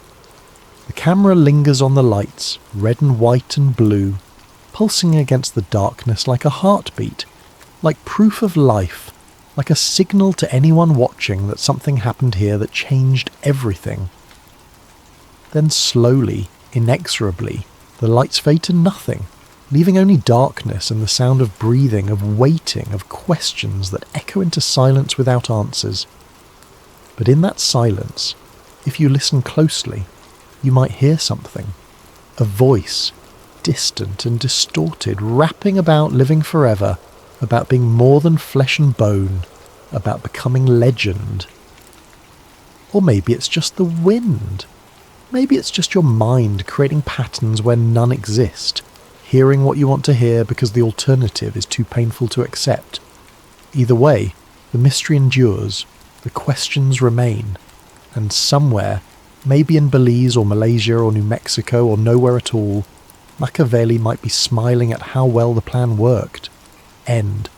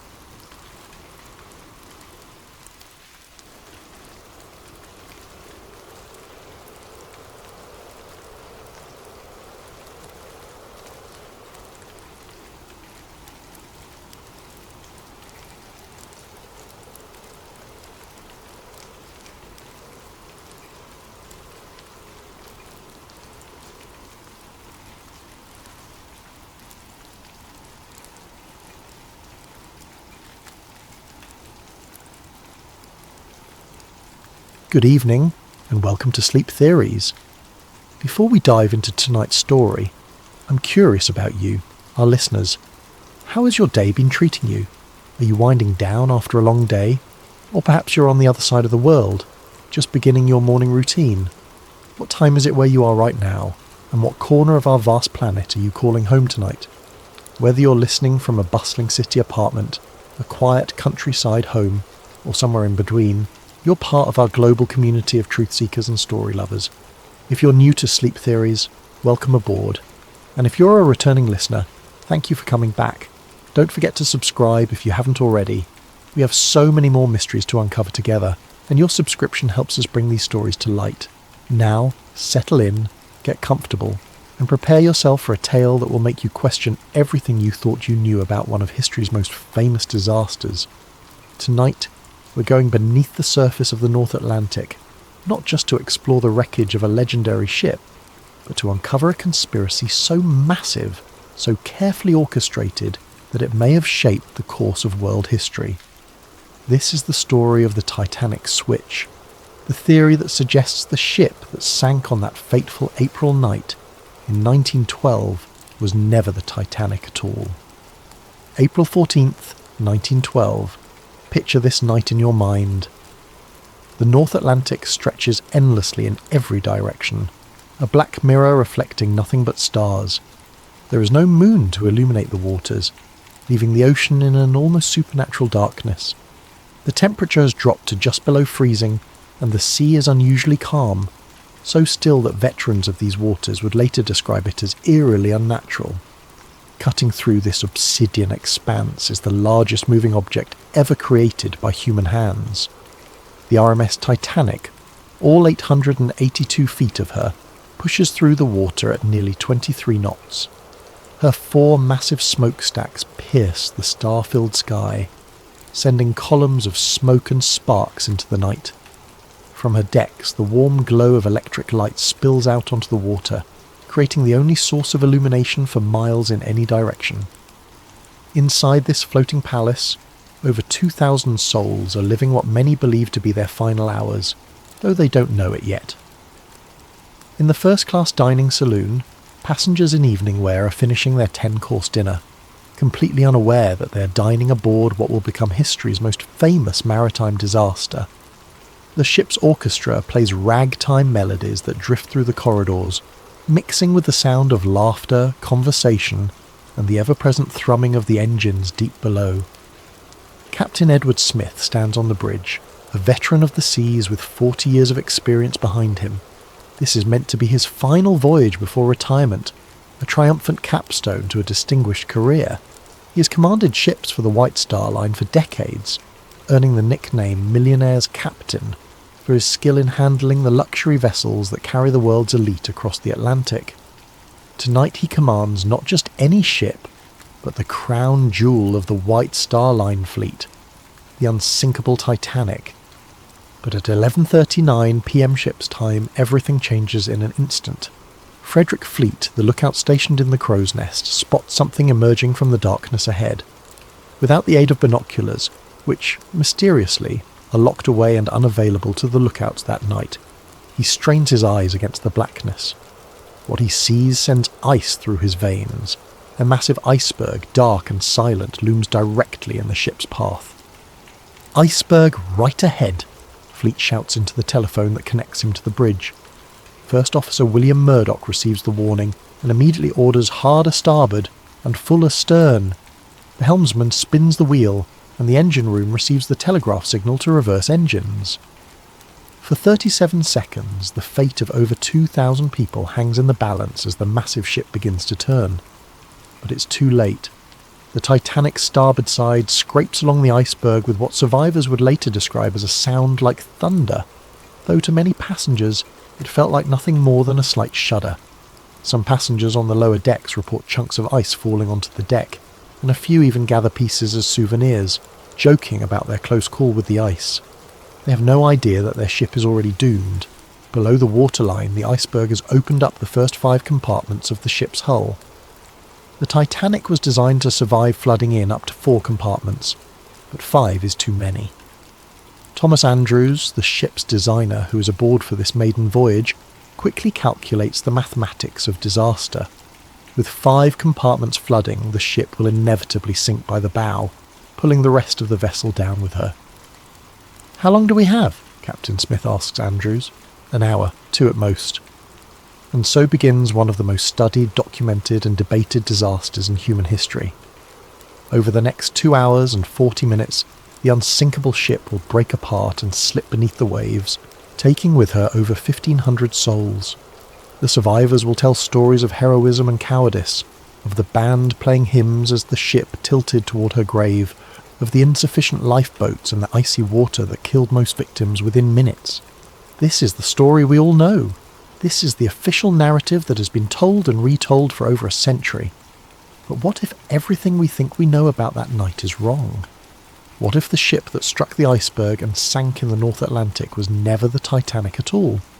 What if the real conspiracy began not in the aftermath of the disaster, but months before, in the shipyards of Belfast, where 2 sister ships sat side by side and where a desperate plan was hatched to save a failing company from financial ruin? What if the disaster that shocked the world was not an accident, but the culmination of the most audacious insurance fraud ever attempted? Tonight, we're going to explore a theory that suggests the Titanic disaster was not just a tragedy, but a carefully orchestrated conspiracy involving some of the most powerful men in the world.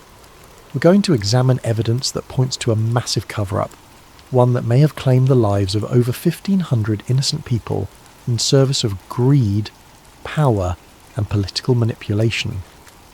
This is the story of the Titanic switch, and by the end of our journey together, you may never look at this famous disaster the same way again. To understand the theory of the Titanic switch, we must first travel back to the shipyards of Belfast, Ireland, where 2 virtually identical ships were taking shape side by side. The story begins not with disaster, but with dreams of maritime supremacy and the fierce competition between the great shipping lines of the early 20th century. Harland and Wolff Shipyard in Belfast was, at the time, one of the premier shipbuilding facilities in the world. The massive facility sprawled along the banks of the River Lagan, its enormous gantry cranes towering over the landscape like steel monuments to industrial ambition. It was here, in this cathedral of steel and rivets, that the White Star Line had commissioned 3 ships that would change ocean travel forever.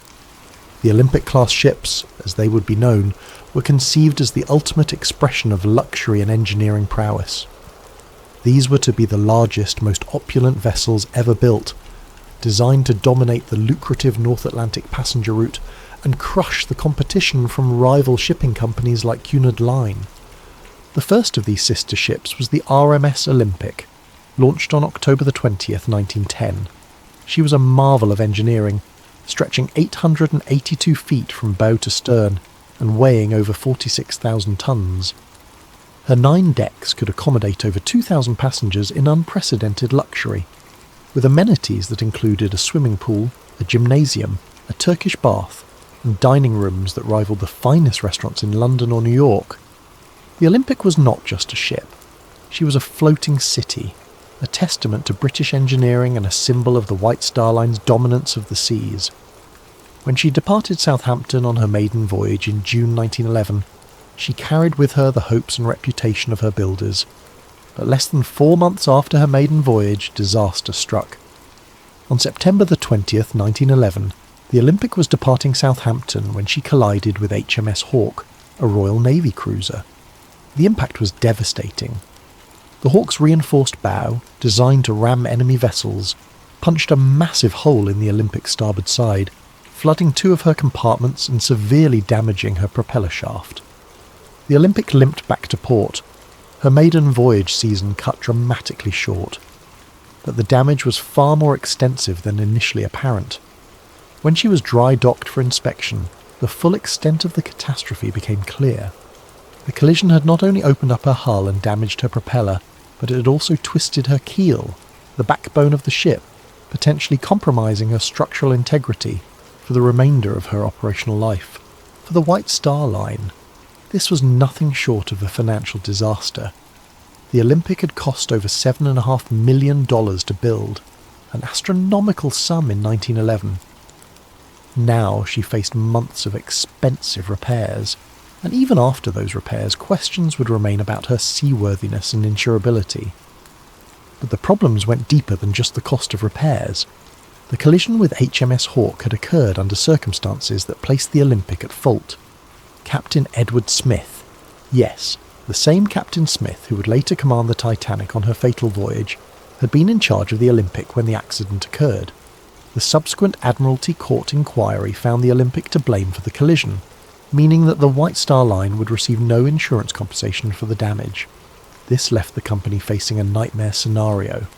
They had an expensive ship that needed costly repairs, no insurance money to pay for those repairs, and serious questions about whether insurance companies would be willing to fully cover the vessel in the future. The Olympic had gone from being the crown jewel of the White Star Line fleet to a massive financial liability virtually overnight. Meanwhile, in the same Belfast shipyard where the Olympic was undergoing her repairs, work was proceeding on her sister ship, the RMS Titanic.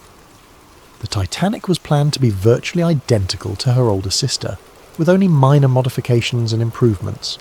From a distance, even expert ship observers would have difficulty telling the two vessels apart. They shared the same basic dimensions, the same general layout, the same distinctive four-funnel silhouette that had become the signature of the White Star Line's premium vessels.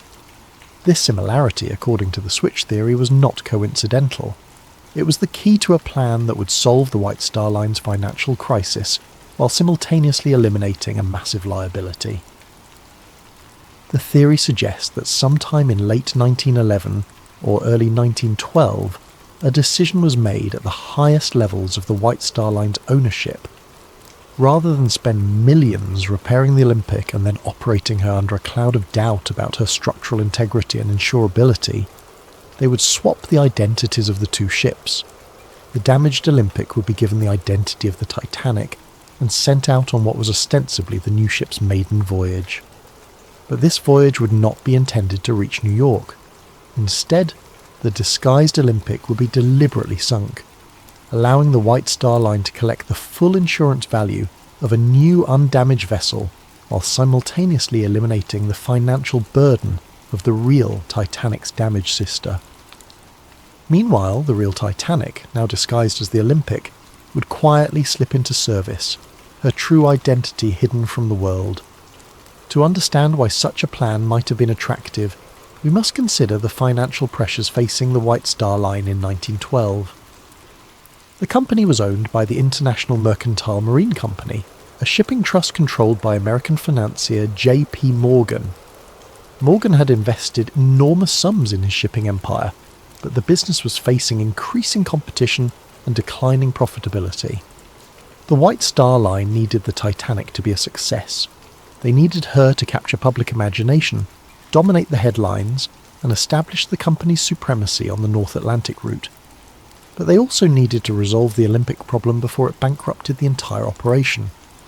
According to the switch theory, the solution was as elegant as it was terrible. Switch the ships, sink the damaged one while pretending it was the new one, collect the insurance money, and use the real new ship to rebuild the company's reputation and finances. The theory suggests that the work done on both ships during the winter of 1911 and 1912 was not routine maintenance and completion, but rather an elaborate process of swapping their identities. Features that differed between the ships would need to be altered. Documentation would need to be changed or destroyed. Most importantly, the workers involved would need to be either brought into the conspiracy or kept unaware of what they were truly doing. Harland and Wolff employed thousands of workers, and the shipyard was a maze of activity with multiple vessels under construction and repair simultaneously. In such an environment, it would be possible to make alterations to both ships without arousing suspicion, especially if the changes were explained as routine modifications or improvements. The workers who might notice discrepancies could be told they were simply upgrading the Olympic to match improvements made to the Titanic design, or vice versa. Only a handful of people at the very top of the hierarchy would need to know the true purpose of the work being done. But for such a plan to succeed, it would require more than just physical alterations to the ships. It would require careful planning of the disaster itself, ensuring that the right people were aboard and the right people were not, and that the sinking would occur in circumstances that would prevent too close an examination of the evidence.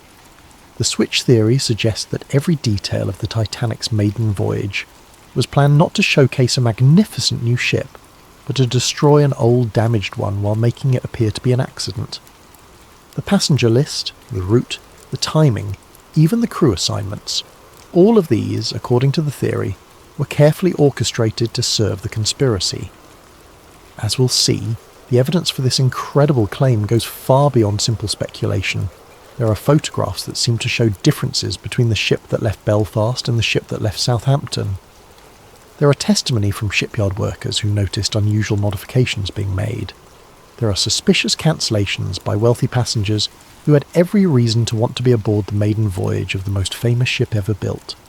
Most tellingly, there are the financial motivations of the men who controlled the White Star Line. Men who stood to lose millions if the Olympic problem was not resolved, and who stood to gain millions if a carefully planned disaster could eliminate their problems while simultaneously collecting insurance payments. But before we examine that evidence, we need to understand exactly who these men were and just how much money was at stake in 1912. We need to understand the insurance motive that may have driven over 1,500 people to their deaths in the icy waters of the North Atlantic. Money. In the end, according to the switch theory, that's what the Titanic disaster was really about. Not the romance of the sea, not the hubris of calling a ship unsinkable, not even the class divisions that the disaster seemed to highlight. It was about money, enormous amounts of money that stood to be lost or gained depending on the fate of two ships and the decisions of a few powerful men. To understand the financial pressures that may have driven the conspiracy, we need to understand the business empire of one man, John Pierpont Morgan, the American financier who controlled more wealth and power than perhaps any individual in the history of capitalism. J.P. Morgan was not just wealthy, he was a force of nature in the world of early 20th century finance. His banking house, J.P. Morgan and Company, had financed railroads, steel companies, and industrial empires. He had personally intervened to prevent financial panics, earning him the nickname America's Bank. When the federal government needed money, they came to J.P. Morgan. When major corporations needed capital, they came to J.P. Morgan. By 1912, he controlled assets worth billions in today's currency. But Morgan's empire was not limited to American shores. In 1902, he had founded the International Mercantile Marine Company, a shipping trust designed to dominate transatlantic passenger and cargo traffic. The IM acquired control of numerous shipping lines, including the prestigious White Star Line, Morgan's crown jewel in maritime transportation. The White Star Line was the perfect fit for Morgan's vision. Founded in 1845, it had built its reputation on providing luxury service to affluent passengers crossing between Europe and America. The company's ships were known for their elegance, comfort, and safety record. When Morgan acquired control, he saw an opportunity to create the ultimate expression of luxury travel while generating enormous profits. This vision led directly to the commissioning of the Olympic-class ships. Morgan intended these vessels to be more than just transportation. They would be floating advertisements for the supremacy of his shipping empire. The Olympic, Titanic, and the planned third sister ship Britannic would capture the public imagination and establish IMM as the unquestioned leader in North Atlantic travel. The financial investment was staggering. Each ship cost approximately $7.5 million to build, roughly $200 million in today's currency. The Olympic alone represented an investment larger than the annual budget of many small nations. For the three ships combined, Morgan was risking an amount of money that could have funded a small war. But the potential profits were equally enormous. The North Atlantic passenger route was one of the most lucrative transportation businesses in the world. Wealthy Americans travelling to Europe for business or pleasure were willing to pay premium prices for luxury accommodations. European aristocrats and businessmen crossing to America represented another steady stream of high-paying customers. Immigrants seeking new lives in America provided volume traffic that, while individually less profitable, generated substantial revenue in aggregate. Morgan calculated that the Olympic-class ships would not only dominate this market but expand it. By offering unprecedented luxury and reliability, he could charge premium prices while attracting new customers who had never before considered ocean travel. The ships would pay for themselves within a few years and then generate enormous profits for decades to come. This was the dream. The reality, as we've seen, was somewhat different. When the Olympic collided with HMS Hawke in September 1911, Morgan's carefully calculated investment began to unravel. The ship that was supposed to be generating revenue was instead sitting in dry dock, requiring expensive repairs. Worse, the legal finding that the Olympic was at fault for the collision meant that insurance would not cover the costs of those repairs. But the problems went beyond just the immediate cost of fixing the damage. The Olympic's accident raised serious questions about the ship's design and safety. If one of these supposedly superior vessels could be so easily damaged in a collision with a smaller ship, what did that say about their construction? More importantly for Morgan's business model, what did it say about their insurability? Insurance was critical to the economics of ship operation. No shipping company could afford to operate vessels worth millions of dollars without comprehensive insurance coverage. But insurance companies were in the business of managing risk, and a ship that had already demonstrated vulnerability might be difficult to insure at reasonable rates.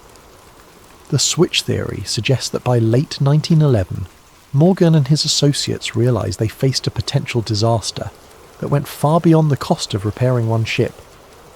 If insurance companies began to question the safety and reliability of the Olympic-class design, it could affect the insurability and profitability of the entire fleet.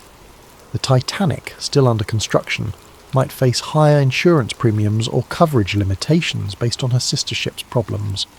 Even worse, if the Olympic's structural damage was more extensive than initially apparent, the ship might prove to be uneconomical to operate even after repairs. A ship with a damaged keel might suffer from ongoing problems with stability, fuel efficiency, or structural integrity. She might require more frequent and expensive maintenance, reducing her profitability and potentially shortening her operational life. In this context, the switch theory proposes the idea of swapping the ship's identities became attractive, not just as a way to collect insurance money, but as a way to solve multiple problems simultaneously. By sinking the damaged Olympic while disguised as the Titanic, the conspiracy would eliminate the problematic vessel while collecting insurance payments based on the value of a new, undamaged ship. The insurance money would not only compensate for the Olympic's construction costs, but would also provide capital to complete the real Titanic and put her into profitable service. Meanwhile, the real Titanic, now operating under the Olympic's identity, would begin generating revenue immediately. Any questions about the Olympic's performance could be explained away as improvements made during her repair period. The beauty of the plan, from a financial standpoint, was that it transformed a major liability into a substantial asset. Instead of losing money on repairs and operating a damaged ship of questionable profitability, the conspiracy would collect full insurance value for a total loss, while simultaneously putting an undamaged vessel into service. But for such a plan to work, the insurance aspects would need to be carefully managed. The Titanic was insured for £650,000, approximately $75 million in today's currency. This was a substantial amount, but it was less than the ship's actual construction cost, partly because insurance values were typically set below replacement cost to discourage fraudulent claims. However, the insurance money would still represent a significant recovery of Morgan's investment. Combined with the revenues that the real Titanic could generate while operating as the Olympic, the financial benefits of the switch could potentially exceed the total cost of both ships. The theory also suggests that the conspiracy would have additional financial benefits beyond the immediate insurance recovery. By eliminating the Olympic's problems, Morgan could proceed with his plans for the third sister ship, Britannic, without the cloud of questions about the class's design and safety. The successful maiden voyage of the Titanic would generate publicity and confidence that would benefit the entire White Star Line fleet. But perhaps most intriguingly, the switch theory proposes that the financial motive may have extended beyond simple insurance fraud. Some versions of the theory suggest that the disaster was timed to coincide with other events that would benefit Morgan's broader financial interests. In 1913, just 1 year after the Titanic disaster, the United States Federal Reserve System was established. This new central banking system fundamentally changed how American finance operated, and J.P. Morgan was one of its strongest supporters. The Federal Reserve centralized control of American monetary policy and created new opportunities for the kind of large-scale financial manipulation that Morgan specialized in. However, Morgan faced opposition to the Federal Reserve from some quarters, including wealthy Americans who preferred the existing decentralized system. Some of these opponents happened to be aboard the Titanic when she sank. Benjamin Guggenheim, heir to a mining fortune and a vocal critic of centralized banking, went down with the ship. Isidor Straus, co-owner of Macy's department store and another Federal Reserve opponent, died along with his wife. John Jacob Astor IV, one of the wealthiest Americans and a skeptic of Morgan's financial schemes, also perished in the disaster. Meanwhile, J.P. Morgan himself, who had booked passage on the Titanic's maiden voyage, cancelled his trip at the last minute citing illness. Several of Morgan's business associates and political allies also cancelled their bookings while his opponents sailed to their deaths. This aspect of the theory suggests that the Titanic disaster may have served multiple purposes for Morgan. Not only did it solve his immediate problem with the Olympic and provide insurance money, but it also eliminated some of his most powerful opponents in the debate over American financial policy. Whether or not this political dimension was part of the original plan, the financial motive alone would have been sufficient to drive such a conspiracy. Morgan stood to lose millions if the Olympic problem was not resolved, and he stood to gain millions if a carefully orchestrated disaster could eliminate his problems while collecting insurance payments. The amounts of money involved were so large that they could influence the decisions of governments and the fate of thousands of people. In the world of early 20th century finance, where a handful of men controlled wealth comparable to entire national budgets, the lives of 1,500 passengers might have seemed like acceptable collateral damage in service of a larger financial strategy. But money and motive alone do not prove a conspiracy. For the switch theory to be credible, there must be physical evidence that the ships were actually swapped. There must be documentation, photographs, and testimony that support the claim that the vessel that sank was not the Titanic but her damaged sister. As we'll see in the next chapter, proponents of the switch theory claim that such evidence exists, hidden in plain sight in photographs, construction records, and the testimony of those who were present when the conspiracy was allegedly carried out. The human eye, they say, can be deceived. Photographs, however, do not lie. They capture reality with mechanical precision, preserving details that witnesses might forget or misremember. For proponents of the switch theory, photographic evidence forms the backbone of their case that the ship which sank on April 15, 1912, was not the Titanic, but her sister ship, the Olympic. To understand this evidence, we must first appreciate just how similar the Olympic and Titanic actually were. Both ships were built from virtually identical blueprints, with the same overall dimensions, the same basic layout, and the same distinctive four-funnel profile. From a distance, even maritime experts would have difficulty distinguishing between them. However, they were not absolutely identical. The Titanic incorporated several design improvements based on experience gained from the Olympic's early service. More importantly, she included modifications specifically requested by passengers and crew who had sailed on the Olympic and identified areas for improvement. These differences, while minor, were distinctive enough that they could be identified by careful observers. And according to switch theory proponents, photographs of the ship that left Southampton on April 10, 1912, show features that match the Olympic rather than the Titanic. The most frequently cited difference involves the porthole arrangements on a deck, the ship's uppermost passenger deck. The original Titanic plans showed 16 portholes along the forward section of this deck. The Olympic, however, had been built with only 15 portholes in the same area.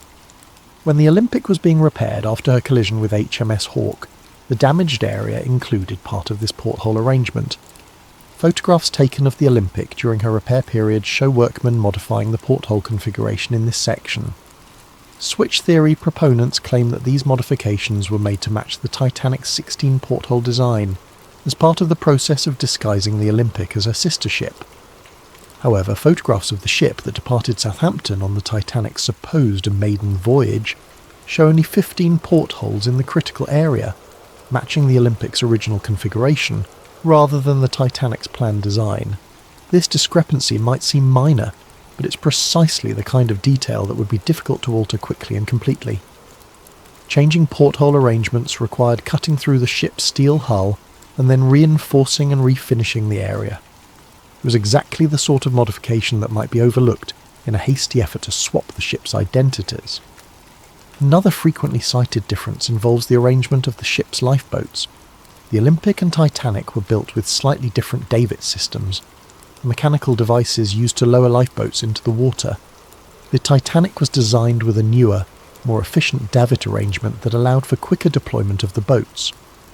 Photographs of the ship at Southampton show what appear to be the older style davits consistent with the Olympic's original configuration. Switch theory proponents argue that the newer davits planned for the Titanic were never installed because the ship that sailed was actually the disguised Olympic. This detail takes on additional significance when considered alongside survivor testimony about the difficulty experienced in launching lifeboats during the disaster. Several witnesses reported problems with the davit mechanisms, delays in getting boats into the water, and confusion about the operation of the launching equipment. If the ship was actually the Olympic with her old davit systems, such problems might explain some of the difficulties experienced during the evacuation. More controversial is evidence related to the ship's propeller systems. The Olympic suffered significant damage to her centre propeller shaft during the collision with HMS Hawke. Repairs to this system were complex and expensive, requiring removal and replacement of major components. Some switch theory proponents claim that rather than properly repairing the Olympic's propeller system, the damaged components were simply patched or temporarily fixed. They argue that the ship that sailed from Southampton had a compromised propulsion system that would have affected her handling and manoeuvrability. This claim is supported, they suggest, by testimony from passengers who noted that the ship seemed to vibrate unusually during the voyage, and by reports that the ship was not achieving her expected speed. If the Titanic was actually the Olympic with a damaged propeller system, these performance issues would be explained. Perhaps more significant than these technical details are the human testimonies from those who worked on the ships.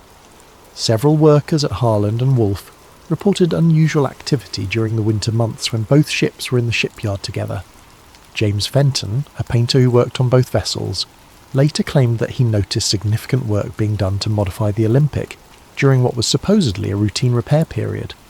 According to Fenton, workers were making changes that seemed to go far beyond fixing collision damage. They were altering features of the ship that had nothing to do with the areas damaged in the Hawke incident. Fenton specifically mentioned work being done on the Olympic's passenger accommodations, including modifications to cabin layouts and public room configurations.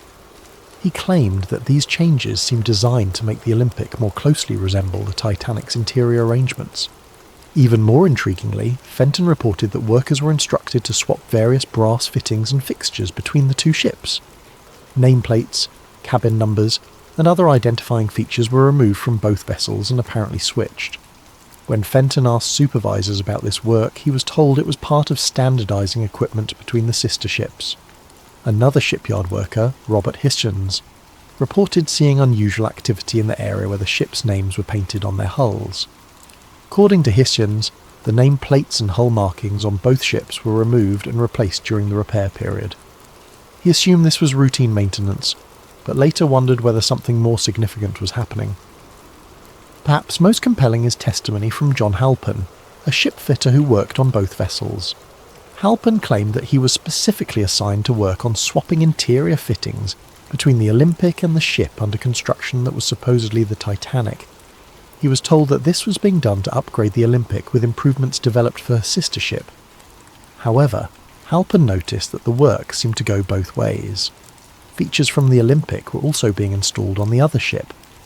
When he questioned this, supervisors told him that they were standardising the designs to make maintenance and operation more efficient. Only years later, after the disaster, did Halpin begin to suspect that the work he'd been assigned might have been part of a larger deception. He realised that the extensive swapping of components between the ships could have been part of a process of switching their identities entirely. These worker testimonies are supported by documentary evidence from the shipyard. Harland and Wolff's work records from the winter of 1911 to 1912 show extensive modifications being made to both ships. While much of this work was clearly related to repairing the Olympic's collision damage, some entries describe tasks that seem unrelated to the repairs.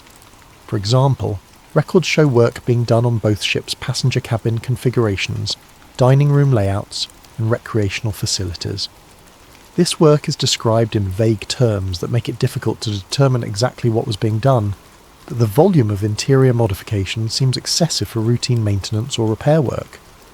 More suspicious are gaps in the documentation. Several weeks' worth of work records are missing from the shipyard files, apparently lost or destroyed. The missing records cover precisely the period when the most extensive work was being done on both ships. Additionally, some surviving records contain unusual notations and corrections that suggest original entries were altered or replaced. Work orders that originally specified tasks for the Olympic appear to have been changed to specify the same work for the Titanic and vice versa. Switch theory proponents also point to photographic evidence from inside the ships.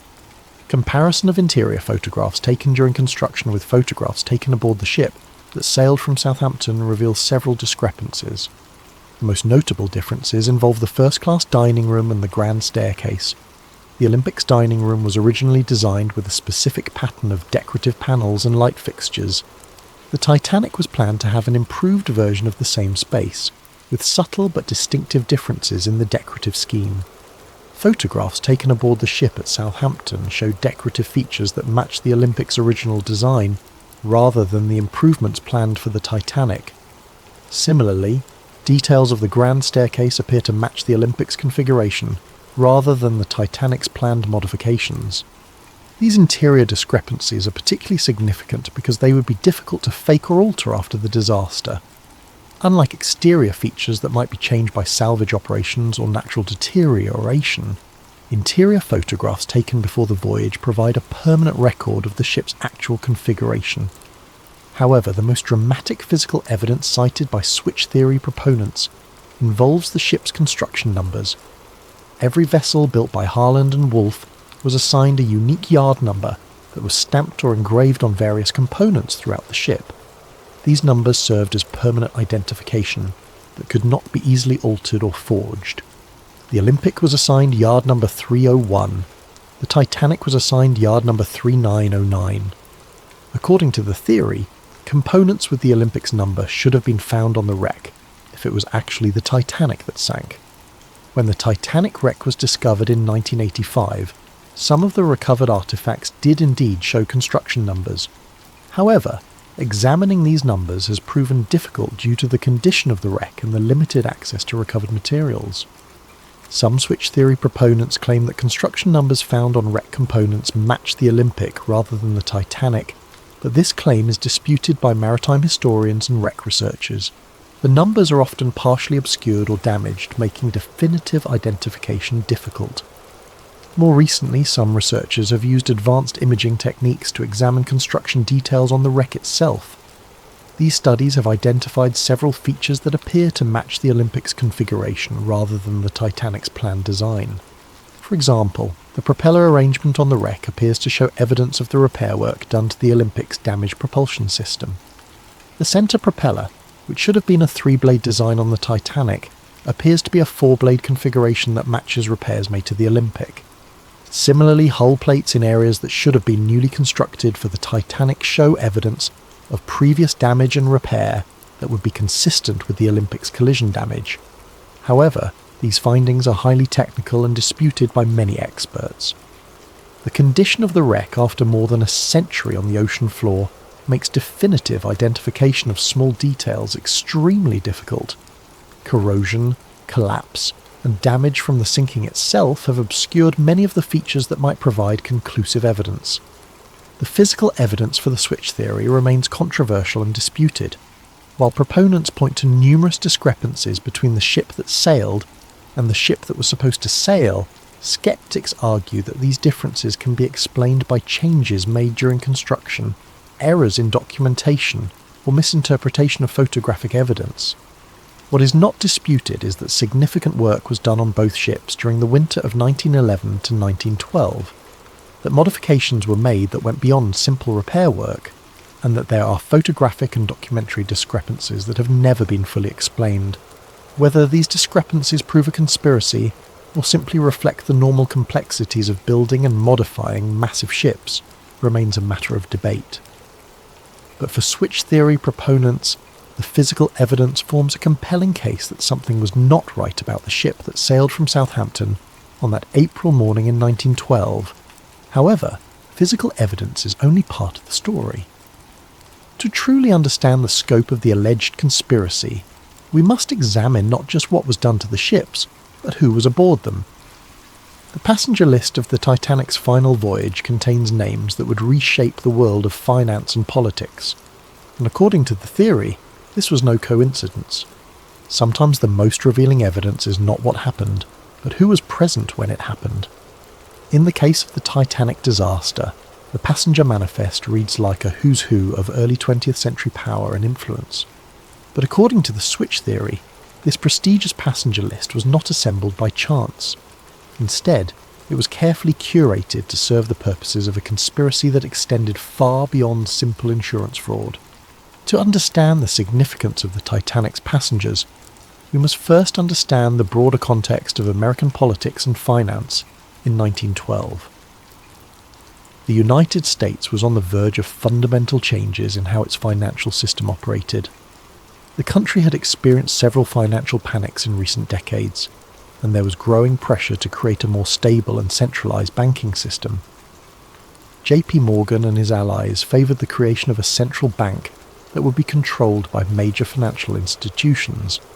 This system, which would eventually become the Federal Reserve, would give unprecedented power to a small group of bankers and financiers. They would control the nation's money supply, interest rates, and credit availability. However, this plan faced significant opposition from wealthy Americans who preferred the existing decentralized system.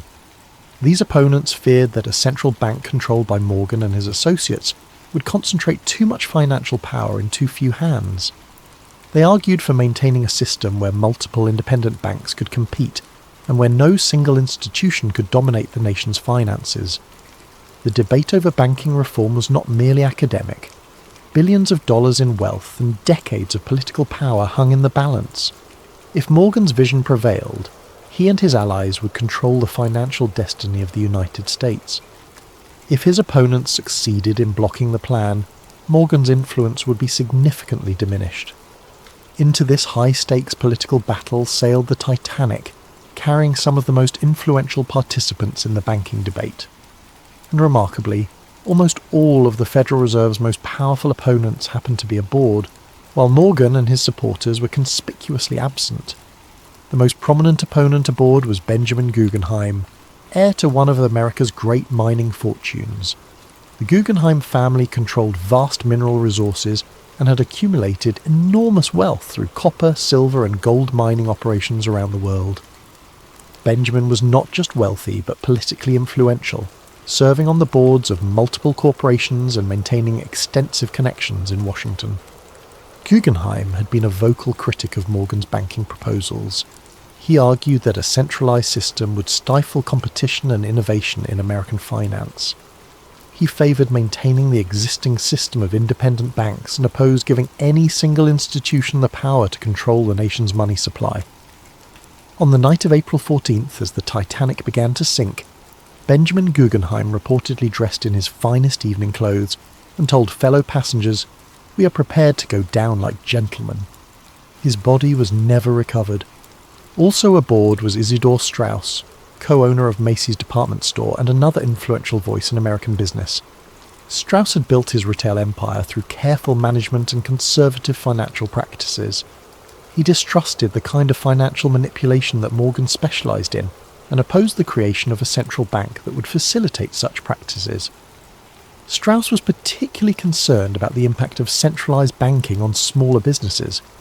He argued that a Morgan-controlled central bank would favor large corporations at the expense of independent merchants and entrepreneurs. His opposition to the Federal Reserve Plan was well known in political circles. When the Titanic began to sink, Isidore and his wife Ida were offered places in a lifeboat. According to witnesses, Ada refused to leave her husband, saying, "We have lived together for 40 years. Where you go, I go." They were last seen sitting together on deck chairs as the ship tilted toward her final plunge. Neither body was ever found. Perhaps most significant was the presence of John Jacob Astor IV, one of the wealthiest Americans and a man whose financial influence rivaled Morgan's own. Astor had inherited a vast real estate empire and had expanded it into hotels, railroads, and other investments. His personal fortune was estimated at over $87 million, roughly $2 billion in today's currency. Astor was not merely wealthy, but politically sophisticated. He understood the implications of Morgan's banking proposals and opposed them on both economic and political grounds. He argued that giving Morgan's group control over the nation's banking system would create a financial oligarchy that would undermine American democratic institutions. More than any other individual, Astor had the wealth and influence to effectively oppose Morgan's plans. His opposition carried weight in Congress and in the financial community. If anyone could have blocked the creation of the Federal Reserve, it was John Jacob Astor IV. Astor was travelling on the Titanic with his pregnant young wife, Madeline. When the ship began to sink, he helped her into a lifeboat but was refused passage himself under the Women and Children First protocol. His body was recovered days later, reportedly with his gold watch still in his pocket and over $2,000 in cash. His death eliminated one of the most powerful obstacles to Morgan's banking ambitions.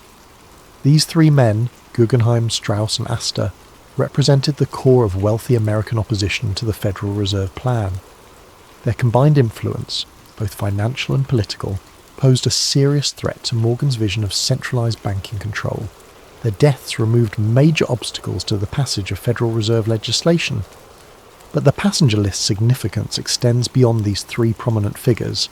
Several other Titanic passengers had connections to the banking debate or to Morgan's business interests. Some were allies who might have provided testimony or support that could have been problematic for the conspiracy. Others were neutral parties whose presence might have been seen as providing legitimacy to the voyage. The theory suggests that the passenger list was carefully managed to ensure that the right people were aboard and the wrong people were not. Key figures in the banking debate who opposed Morgan were encouraged or induced to sail, while those who might have interfered with the plan were kept away. This management allegedly extended to the crew assignments as well. Captain Edward Smith, who commanded the ship, was nearing retirement, and may have been chosen partly because his career was ending anyway. If he survived the disaster, he would soon be out of the shipping business and less likely to cause problems. If he didn't survive, his death would be seen as a heroic sacrifice, rather than evidence of conspiracy.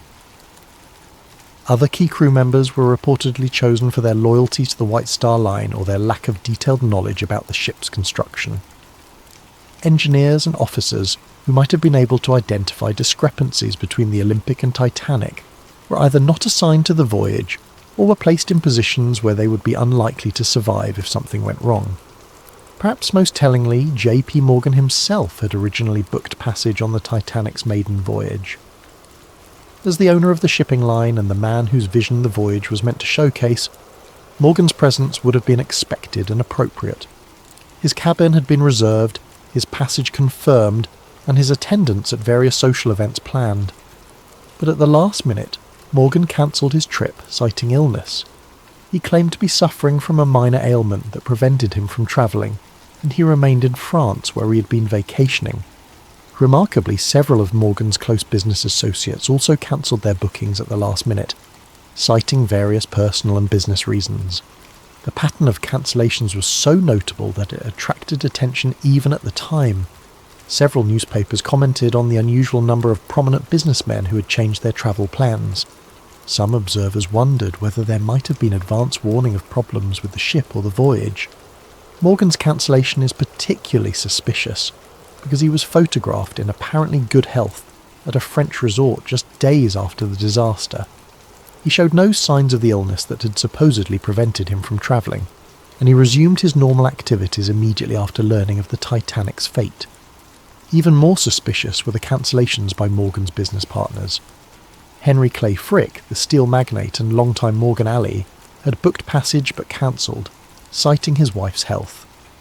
George Washington Vanderbilt II, another Morgan associate, also cancelled his booking at the last minute. Milton Hershey, the chocolate manufacturer who had business relationships with Morgan's interests, similarly changed his travel plans.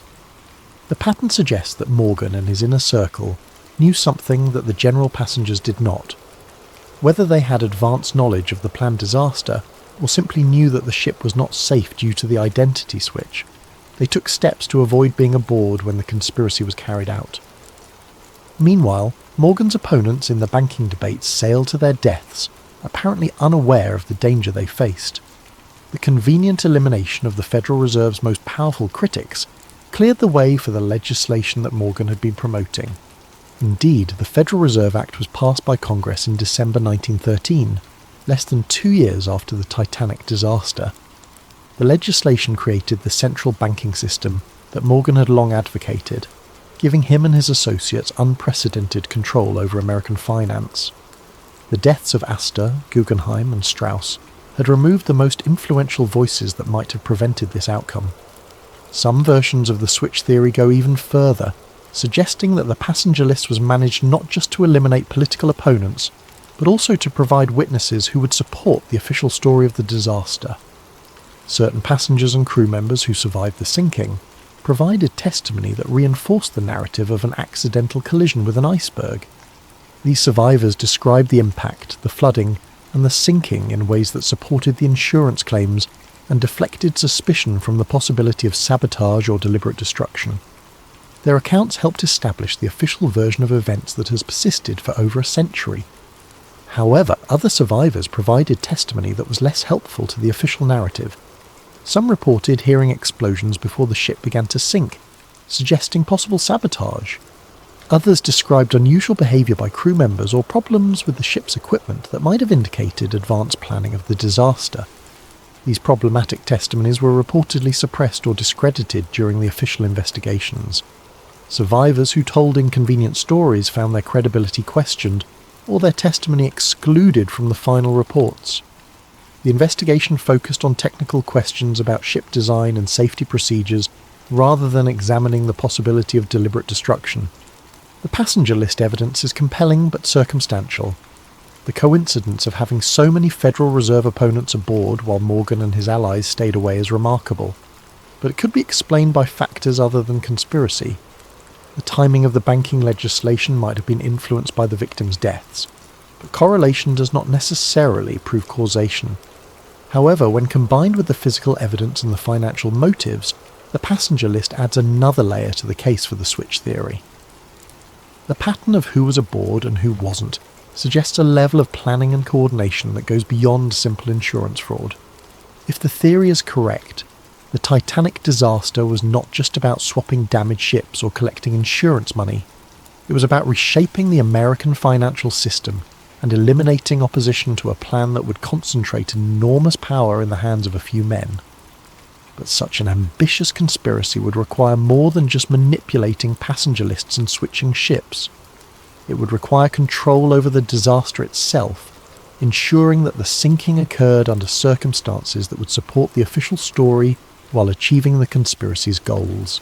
As we'll see in the next chapter, proponents of the switch theory believe that every aspect of the sinking was carefully planned and executed. The final act of any great conspiracy must be the most carefully orchestrated. If the switch theory is correct, then the night of April 14th to 15th, 1912 represented not a tragic accident, but the culmination of months of planning designed to create the appearance of disaster while achieving very specific goals. Every detail of how the ship encountered the iceberg, how she sank, and how the rescue efforts unfolded would need to serve the larger purpose of the conspiracy. To understand how the sinking might have been deliberately orchestrated, we must first examine the unusual circumstances that made the disaster possible. The night of April 14th was characterized by conditions that maritime experts describe as extraordinarily rare and dangerous. The sea was unusually calm, so still that there were no waves breaking against icebergs to make them visible from a distance. The night was moonless, creating darkness so complete that lookouts had virtually no natural illumination to aid their watch. Most unusually, the atmosphere was clear and cold, creating temperature inversion conditions that could cause unusual optical effects, making distant objects appear closer or farther than they actually were. These conditions, while natural, were so unusual that many experienced sailors reported they had never encountered anything like them. Captain Smith himself, with 4 decades of experience on the North Atlantic, had never commanded a ship through such treacherous natural circumstances. But according to the switch theory, these conditions were not just unfortunate coincidences. They were anticipated and exploited by conspirators who had carefully planned the ship's route and timing to take advantage of known dangerous conditions. The theory suggests that the ship's course was deliberately set to take her through areas where icebergs were known to be present. Radio warnings about ice had been received throughout the day, but many of these warnings were reportedly not passed to the bridge crew, or were ignored by officers who should have taken precautionary measures. The ship Californian, which belonged to the same parent company as the Titanic, had stopped for the night in the ice field, her captain declaring conditions too dangerous for navigation. Yet the Titanic continued at nearly full speed through the same waters, despite multiple warnings about the presence of ice. Switch theory proponents argue that this dangerous navigation was not the result of overconfidence or poor judgment, but rather deliberate policy designed to ensure that an accident would occur. The ship needed to encounter an iceberg in order to provide a plausible explanation for her sinking, and her officers were instructed to maintain course and speed despite the obvious dangers. The collision itself occurred under circumstances that some witnesses found suspicious. Frederick Fleet, the lookout who first spotted the iceberg, reported that the berg appeared suddenly out of the darkness, giving him only seconds to sound the alarm. However, other witnesses reported seeing the iceberg minutes before the collision, suggesting that it should have been visible to trained lookouts much earlier. Some survivors reported that the ship seemed to turn toward the iceberg, rather than away from it in the final moments before impact. While this could be explained by the physics of large ship manoeuvring, it raises questions about whether the collision was truly accidental or was deliberately engineered to ensure maximum damage. More suspicious were reports of explosions aboard the ship shortly after the collision. Multiple witnesses, including passengers and crew members, reported hearing loud bangs and feeling vibrations that seemed separate from the impact with the iceberg. These explosions were officially attributed to boilers bursting as cold water flooded the engine rooms, but some witnesses believed they occurred too soon after the collision to be explained by flooding alone. The switch theory suggests that these explosions may have been caused by deliberately placed charges designed to ensure that the ship would sink quickly and completely. If the collision with the iceberg was not sufficient to guarantee the ship's destruction, additional sabotage might have been necessary to achieve the conspiracy's goals. The pattern of flooding also struck some observers as unusual. While the official investigation concluded that the iceberg had opened 5 compartments to the sea, causing fatal flooding, some witnesses reported that water seemed to be entering the ship from multiple locations, not just the area of the supposed iceberg damage. Crew members working in areas far from the collision reported rapid flooding that seemed inconsistent with damage caused by scraping along an iceberg. Some suggested that the ship's hull might have been weakened in advance, either through the supposed identity switch or through deliberate sabotage, making her more vulnerable to catastrophic damage. The behaviour of some crew members during the disaster also raised questions. While many officers and crew performed heroically, trying to save as many passengers as possible, others seemed strangely unprepared for the emergency or reluctant to take action that might have saved more lives. The ship's wireless operators continued sending routine commercial messages even after the collision, delaying distress calls that might have brought rescue ships more quickly. Some officers seemed confused about the severity of the damage or uncertain about proper emergency procedures, suggesting that they might not have been fully briefed on the ship's actual condition or capabilities. Most suspiciously, the ship's lifeboats were launched with far fewer passengers than their capacity allowed. While this was officially attributed to panic and poor training, Some witnesses reported that crew members actively prevented passengers from entering boats that had space available. The switch theory suggests that this was not incompetence but deliberate policy designed to ensure that specific passengers would not survive. If the conspiracy's goal was to eliminate certain individuals while allowing others to live, controlling access to lifeboats would be an effective method of determining who lived and who died. The nearby ship Californian adds another layer of suspicion to the night's events. This vessel, owned by the same International Mercantile Marine Company that controlled the White Star Line, had stopped for the night approximately 20 miles from the Titanic's position.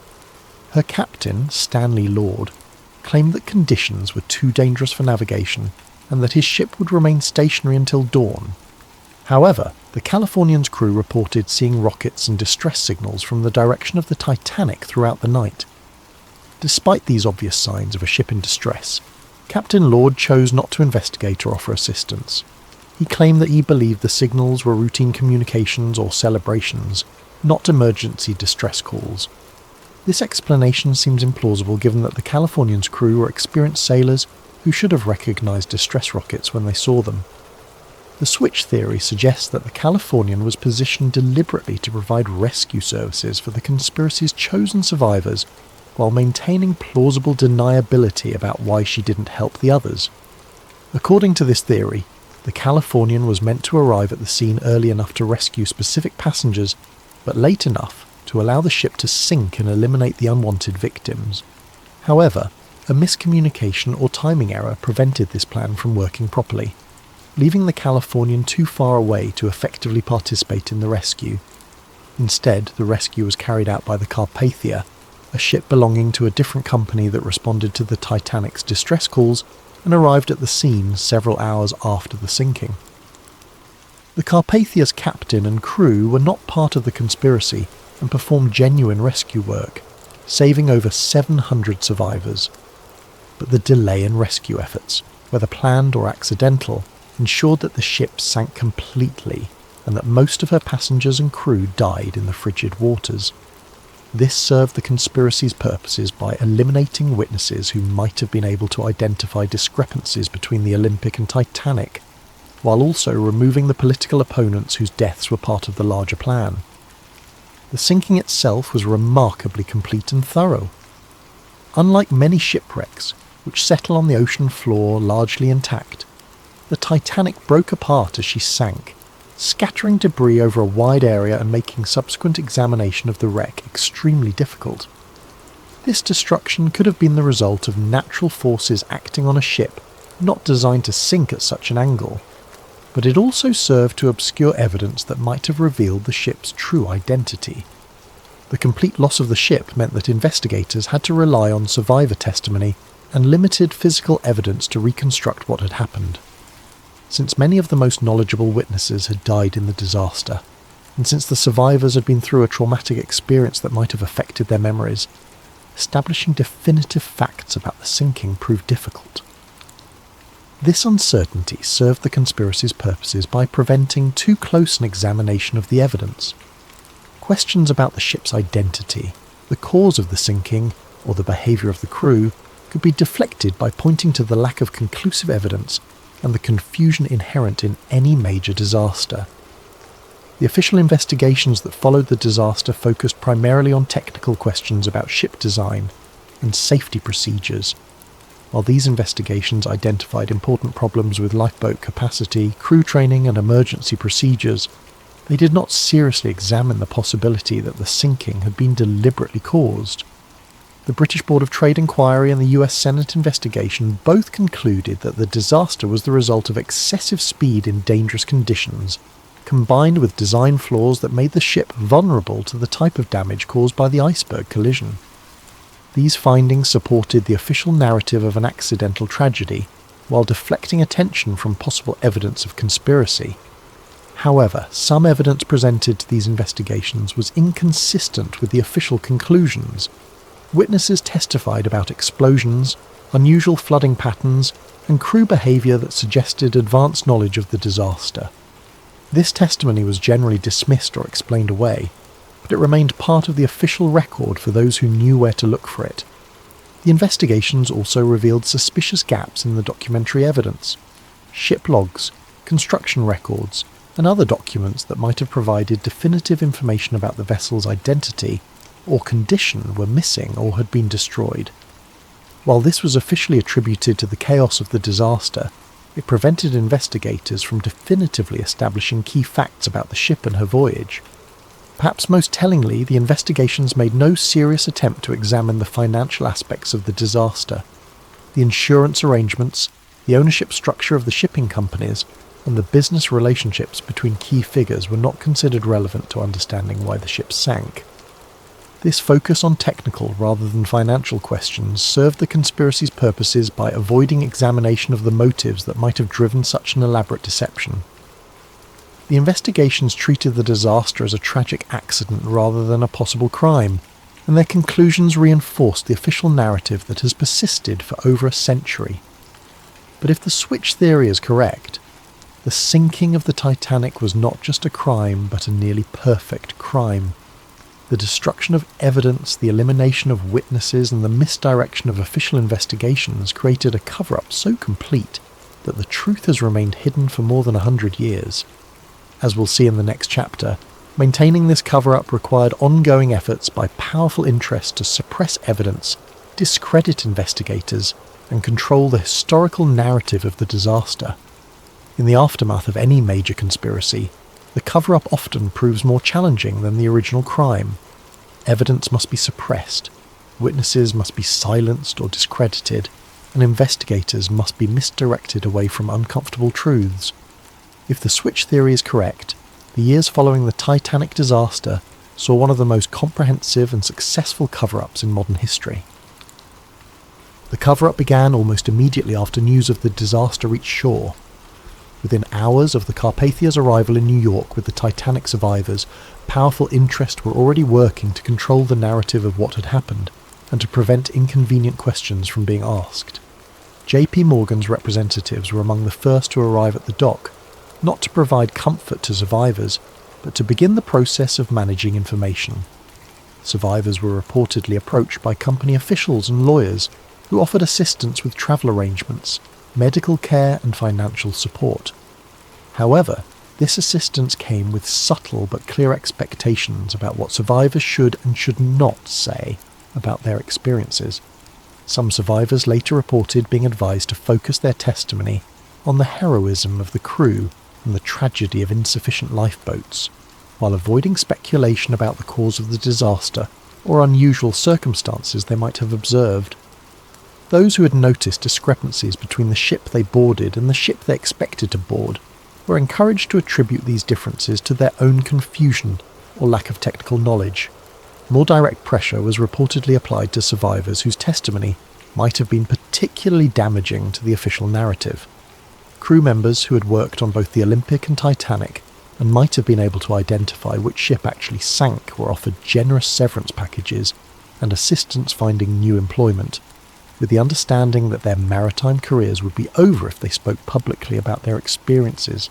The most dangerous witnesses were those who had observed the supposed identity switch taking place in the Belfast shipyard.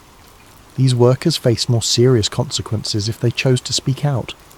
Some reported being visited by company representatives who made it clear that their employment, their safety, and the welfare of their families depended on their discretion.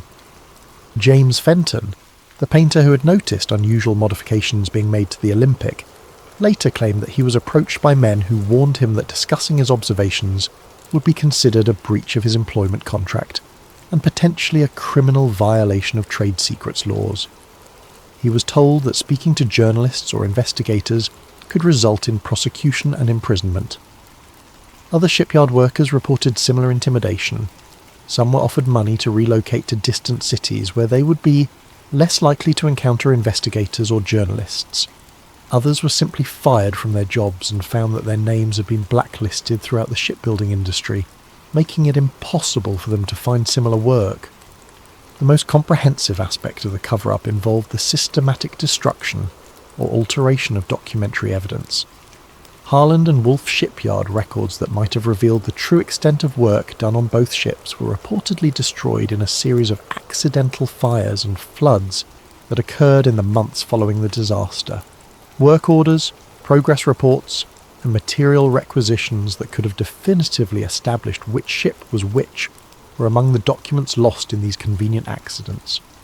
The missing records covered precisely the time period when the alleged identity switch would have taken place, eliminating the most direct evidence of the conspiracy. More subtly, surviving documents were reportedly altered to remove inconvenient details or to create confusion about the timeline of work done on both ships. Serial numbers were changed, dates were altered, and work descriptions were modified to obscure the true nature of the modifications that had been made. The British Board of Trade investigation, which was the primary official inquiry into the disaster, showed unusual patterns in how it gathered and evaluated evidence. The investigation focused almost exclusively on technical questions about ship design and safety procedures, while avoiding examination of financial motives or business relationships that might have suggested conspiracy. Key witnesses who might have provided inconvenient testimony were not called to testify, or their testimony was limited to narrow technical questions that avoided broader issues about the ship's identity or the circumstances of the voyage. The investigation's final report contained numerous conclusions that were not fully supported by the evidence presented, suggesting that the outcomes had been predetermined. Even more suspicious was the speed with which the investigation was concluded and its findings accepted by government authorities. For a disaster of such magnitude and complexity, the investigation was remarkably brief and superficial. Important questions were left unanswered, and significant discrepancies in witness testimony were ignored or explained away without adequate investigation. The US Senate investigation, led by Senator William Alden Smith, initially appeared more thorough and independent. Senator Smith was known for his skepticism of large corporations and his willingness to challenge powerful interests. His investigation called numerous witnesses and examined many aspects of the disaster that the British inquiry had ignored. However, as the investigation proceeded, it became apparent that Senator Smith was facing pressure from influential sources to limit the scope of his inquiry.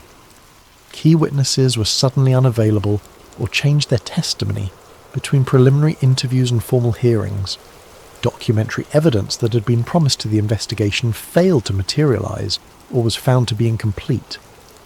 Most tellingly, the investigation avoided examining the financial aspects of the disaster. Despite the enormous insurance claims involved and the clear financial benefits that accrued to certain parties, the investigation treated these as irrelevant side issues rather than potential motives for conspiracy. The final report of the Senate investigation contained strong criticisms of White Star Line safety procedures and British maritime regulations, but it concluded that the disaster was fundamentally accidental. Like the British inquiry, it avoided any suggestion that the sinking might have been deliberately caused, or that there might have been financial motives behind the tragedy. In the years following the official investigations, efforts to independently examine the disaster faced systematic obstruction. Journalists who attempted to investigate discrepancies in the official story found their sources drying up and their access to information restricted. Maritime historians who raised questions about the disaster's circumstances found their work discredited or their employment threatened. Perhaps most remarkably, several independent investigators who had begun to uncover evidence supporting the switch theory died under suspicious circumstances.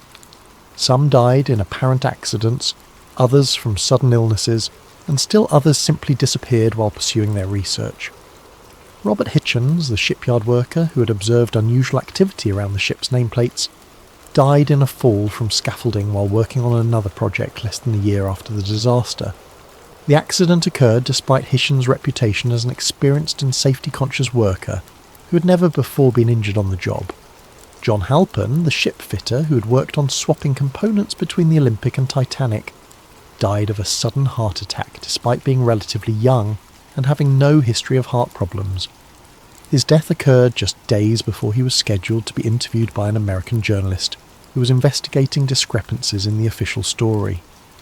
Several other shipyard workers who had knowledge of the construction process died in various accidents or from sudden illnesses in the years immediately following the disaster. While these deaths could be coincidental, the pattern suggests a systematic effort to eliminate witnesses who might have provided inconvenient testimony. The cover-up also extended to controlling the physical evidence from the disaster. When bodies were recovered from the ocean, they were processed through facilities controlled by White Star Line representatives. Personal effects were catalogued and returned to families, but items that might have provided clues about the ship's true identity were reportedly lost or misdirected. More significantly, efforts were made to prevent independent examination of the wreck site. In the early decades after the disaster, technology did not exist to reach the wreck on the ocean floor, but White Star Line and its successors took steps to ensure that when such technology became available, access to the wreck would be controlled. Legal claims were filed asserting ownership rights over the wreck and its contents. These claims were designed to prevent independent researchers from examining the evidence without permission from the companies that had controlled the ships. By controlling access to the wreck, these interests could ensure that any examination would be conducted under their supervision and that inconvenient findings could be suppressed. The most sophisticated aspect of the cover-up involved shaping the cultural memory of the disaster. Rather than simply suppressing evidence, the conspiracy's beneficiaries actively promoted a specific narrative about the Titanic that emphasized heroism, tragedy, and the lessons learned about maritime safety. Books, articles, and eventually films about the disaster focused on human interest stories, rather than technical questions about the ship's identity or the circumstances of the sinking.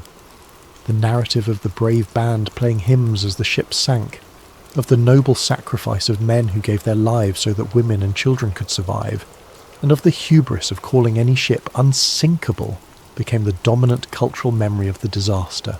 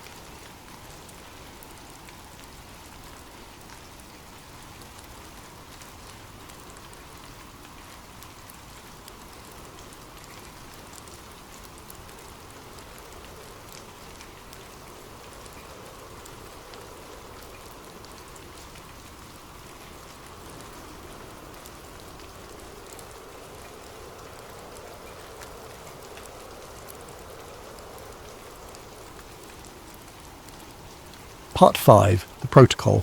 The helicopter that arrived wasn't military, not officially. It was a CH-47 Chinook painted flat black. No markings except that same triangle insignia Cole had seen on the colonel's uniform. When it landed outside the cave entrance, the men who emerged wore unmarked fatigues and moved with the precision of special operations, but wouldn't respond to questions about their unit. Their commander was a woman in her 40s, grey-streaked hair pulled back tight, eyes hidden behind dark sunglasses even though they were underground. She looked at the creature's body the way a jeweller might examine a diamond, professional, clinical, already calculating value. "Captain Cole," she said, not offering her hand. "I'm taking custody of this site. Your team will return to Bagram immediately." "Like hell," Cole said. "2 of my men died here. I want answers, and you'll get them, after you sign the appropriate documentation." She gestured, and one of her men produced a tablet with a digital form already loaded. Title 50 authorization. Means everything you saw here falls under Covert Operation Statute. Violation carries 20 years minimum. Cole read the form. It was comprehensive, threatening, and entirely legal. He signed. "What is it?" he asked, as the woman's team began setting up equipment around the creature. Sensors, cameras, and what looked like a portable biohazard containment unit. "Classified," she said, then perhaps taking pity on his expression. "What you need to know is that it's not the first one we've found, and it probably won't be the last. Others have found these. Others have found many things in these mountains, Captain. Things that predate Islam, Christianity, even Bronze Age civilization. Things that suggest human history is more complicated than anyone wants to admit." She nodded toward the creature. "We call this one biological entity 147, BE-147 for short." "It's human?" Reese asked, unable to help herself. The woman's smile was thin. "It's humanoid. The tissue analysis will tell us more." She looked at Cole. "Your helicopter is waiting." As they loaded the creature into a metal container the size of a shipping crate, it took 8 men and a portable crane. Cole noticed something that made his skin crawl. The creature's chest, where Webb's .50 caliber rounds had punched through, was already showing signs of something. Not healing exactly, but the tissue around the wounds had a silvery sheen, like metal threads woven through the flesh. "What is that?" he asked. The woman followed his gaze. "That, Captain, is why this operation exists."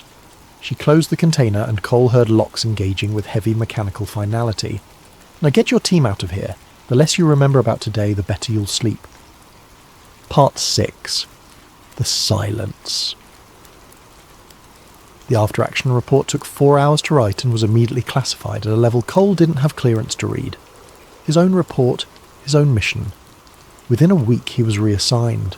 Not to another forward operating base, not to another unit in Afghanistan. Stateside, Fort Bragg, North Carolina. A desk job reviewing logistics requests. Webb called 2 weeks later, drunk. "They split us up, man. Everyone. Reese is in Germany, Patterson's in South Korea. They scattered us across the whole damn military." "Smart," Cole said, staring at his apartment ceiling at 2 in the morning. "Harder to compare notes if we're in different time zones." "You think they'll—" Webb didn't finish the question.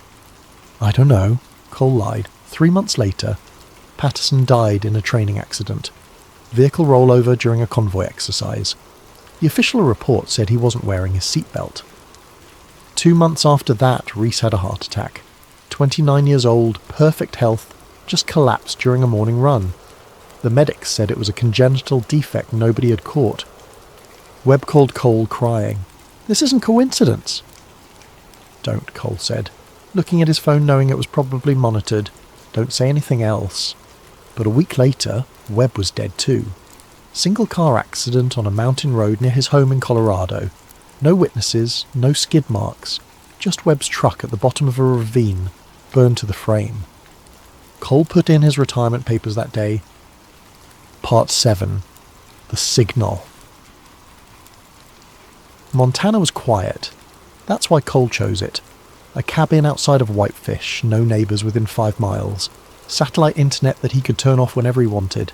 He grew a beard, stopped checking the news, learned to forget what he'd seen in those caves. Almost.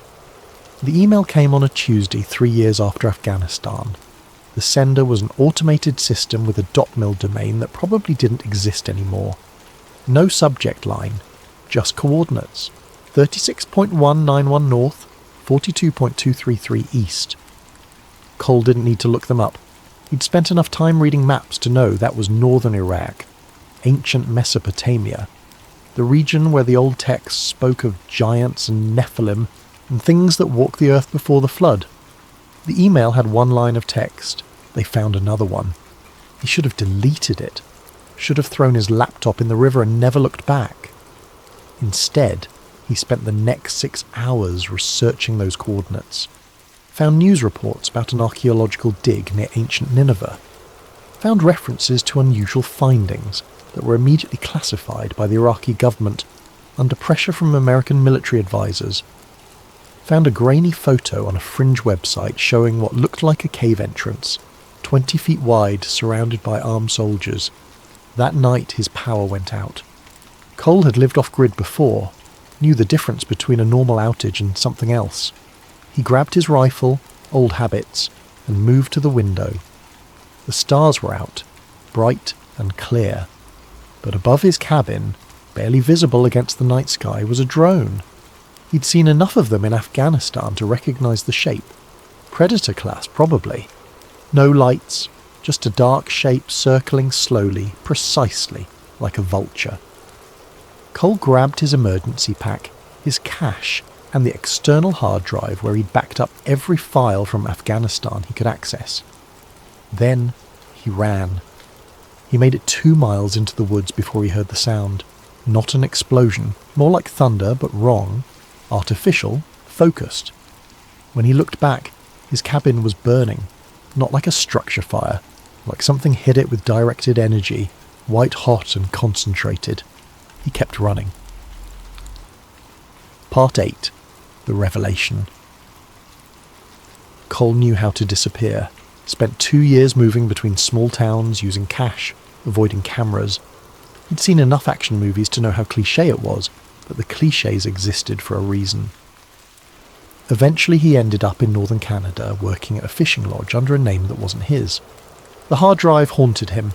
He'd plugged it in once in an internet cafe in Montana before he fled, and found files he didn't remember downloading. Classified documents, memos, email chains between Pentagon officials and private contractors. One memo made his hands shake.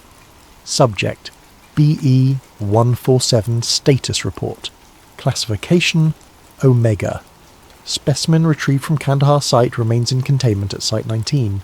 Tissue analysis confirms non-terrestrial metal compounds integrated at cellular level. Subject displays accelerated regeneration. Wounds sustained during capture have completely healed within 96 hours. Neural activity scans suggest consciousness levels consistent with human cognition. Subject has made attempts to communicate, though language is unknown. Linguistic analysis ongoing. Recommendation: continue sedation protocols, increase containment measures. Project continuation approved under Black Eagle expansion. Note: DNA analysis reveals 94% genetic similarity to Homo sapiens.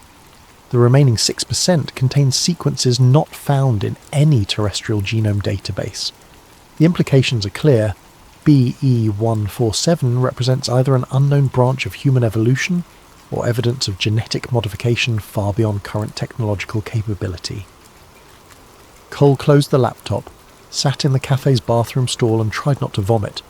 They hadn't killed it.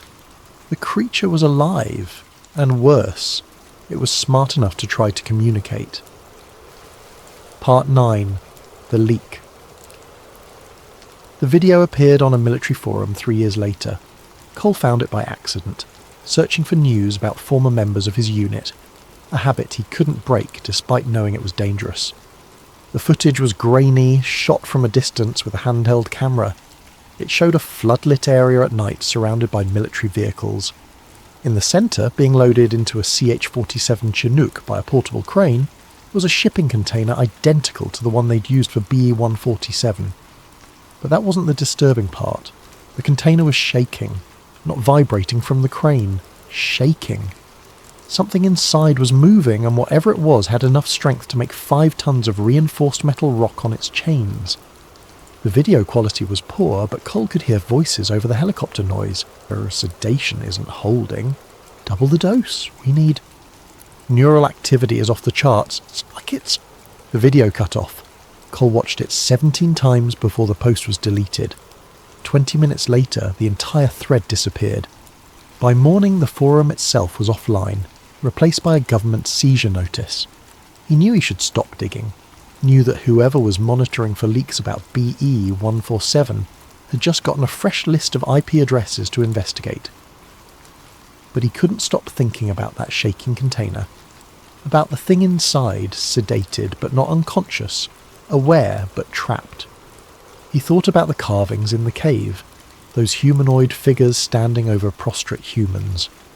What if it wasn't conquest they were depicting? What if it was something else? What if it was history? Part 10. The Awakening. The final document Cole found was dated 6 months ago, leaked on an encrypted message board by someone claiming to be a whistleblower from the Defense Intelligence Agency. Urgent. B147 containment breach alert. At 03:47 hours, subject BE-147 achieved full consciousness despite maximum sedation protocols. Subject demonstrated previously unobserved capabilities dash electromagnetic field generation sufficient to disable monitoring equipment dash verbal communication in what appears to be Proto-Sumerian dialect dash recognition of research personnel by name despite no prior verbal interaction. Translation of subject's repeated statement. The others are waking. Containment was restored after 27 minutes. 3 personnel injured, none critically. Sedation increased to lethal levels for human subject. B147 remains conscious. Recommendation. Terminate subject immediately. Risk assessment indicates catastrophic security implications. Update. Termination request denied by Oversight Committee. Project continuation approved. Subject transferred to secondary facility. Location classified. Recommend increased monitoring of global archaeological sites, particularly Nineveh, Iraq, Baalbek, Lebanon, Cusco, Peru, various Siberian cave systems. All sites share characteristics with original Kandahar location. Cole sat in his borrowed cabin in northern Canada, staring at his laptop screen as snow fell outside. The implications were staggering. Multiple sites, multiple entities, a global pattern that suggested these creatures weren't anomalies, they were remnants of something much larger. And they were waking up. His satellite phone buzzed. Unknown number. He almost didn't answer. "Captain Cole," said a woman's voice, calm, professional, familiar. "You've been reading things you shouldn't." The woman from Afghanistan. The one with the triangle insignia. "I thought you'd come for me eventually," Cole said. "We've been watching you for years, Captain." The question was whether you'd stay quiet or become a problem. A pause. "You've become a problem." Cole looked out the window. No drones yet, but they'd be coming. "What are they?" "That's classified." "I'll be dead in an hour anyway."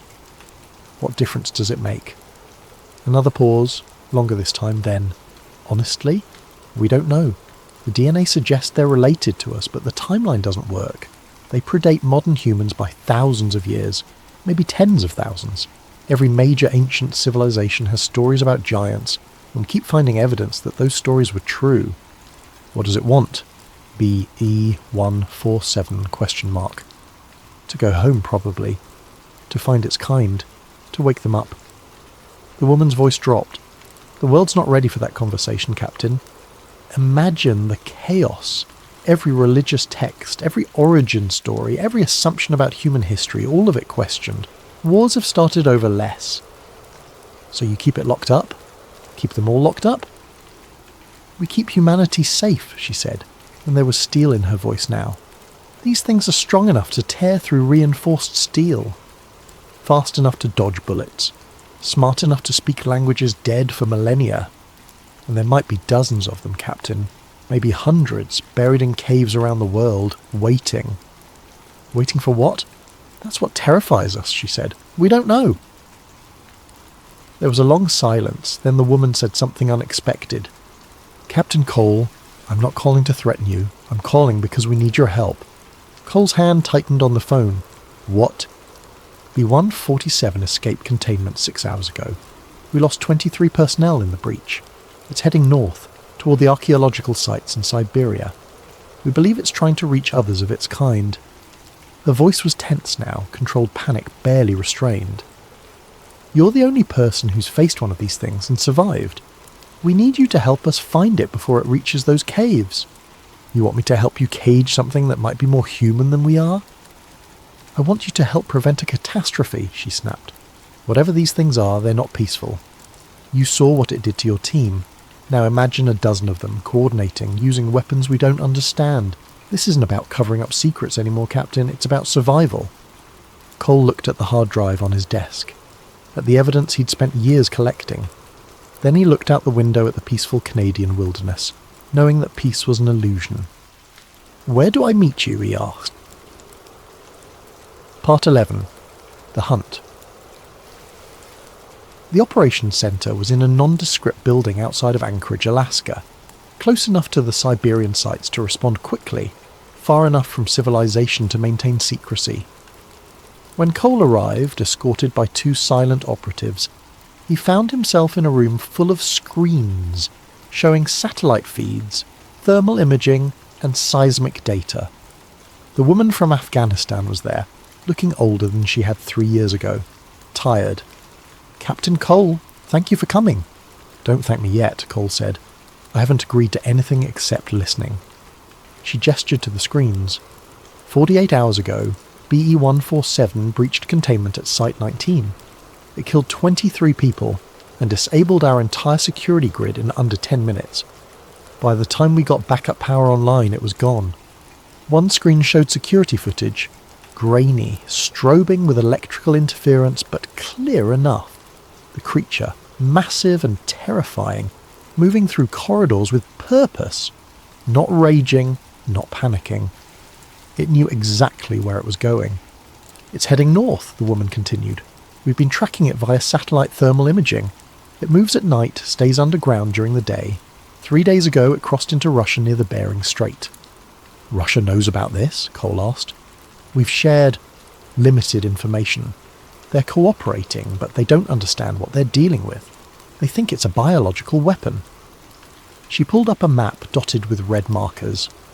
"These are the sites we believe contain others like BE-147, ancient cave systems, all showing similar characteristics, unusual thermal signatures, electromagnetic anomalies, and historical records of giants or gods." Cole studied the map. "You think it's going to free them?" "We know it is." 2 days ago, it reached a cave system in eastern Siberia. By the time our response team arrived, the entrance had been opened from inside. We found evidence of a second entity. Tracks, tool marks, signs of communication. "Communication?" The woman nodded grimly. "Carvings on the walls. Fresh carvings.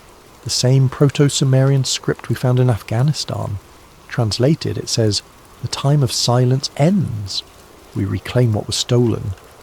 Cole felt that old familiar cold in his gut. "How many sites are there?" "Confirmed? 17. Suspected? Maybe twice that." She met his eyes. "Captain, if even half of these sites contain entities like BE-147, and if they all wake up simultaneously..." "It's not an invasion," Cole said quietly. "It's a reclamation." "Exactly. And we have no idea what they were before they went into hibernation, or what they want now." She pulled up another image. A cave wall covered in those ancient carvings. "We've had linguists working on translating everything we've found. The story they're piecing together is unsettling."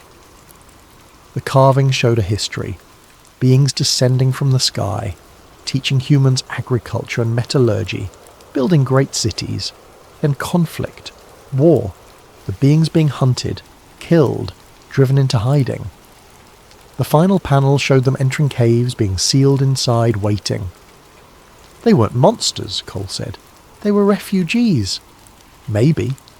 Or maybe they're the monsters our ancestors barely managed to contain." The woman's expression was hard. Either way, we can't let them all wake up until we know what they'll do. We need time to prepare, to negotiate if possible. But BE-147 is moving fast, and every day it's free, it gets closer to the next site. What do you want me to do? Lead a team? Track it. If possible, communicate with it. Find out what it wants. She paused.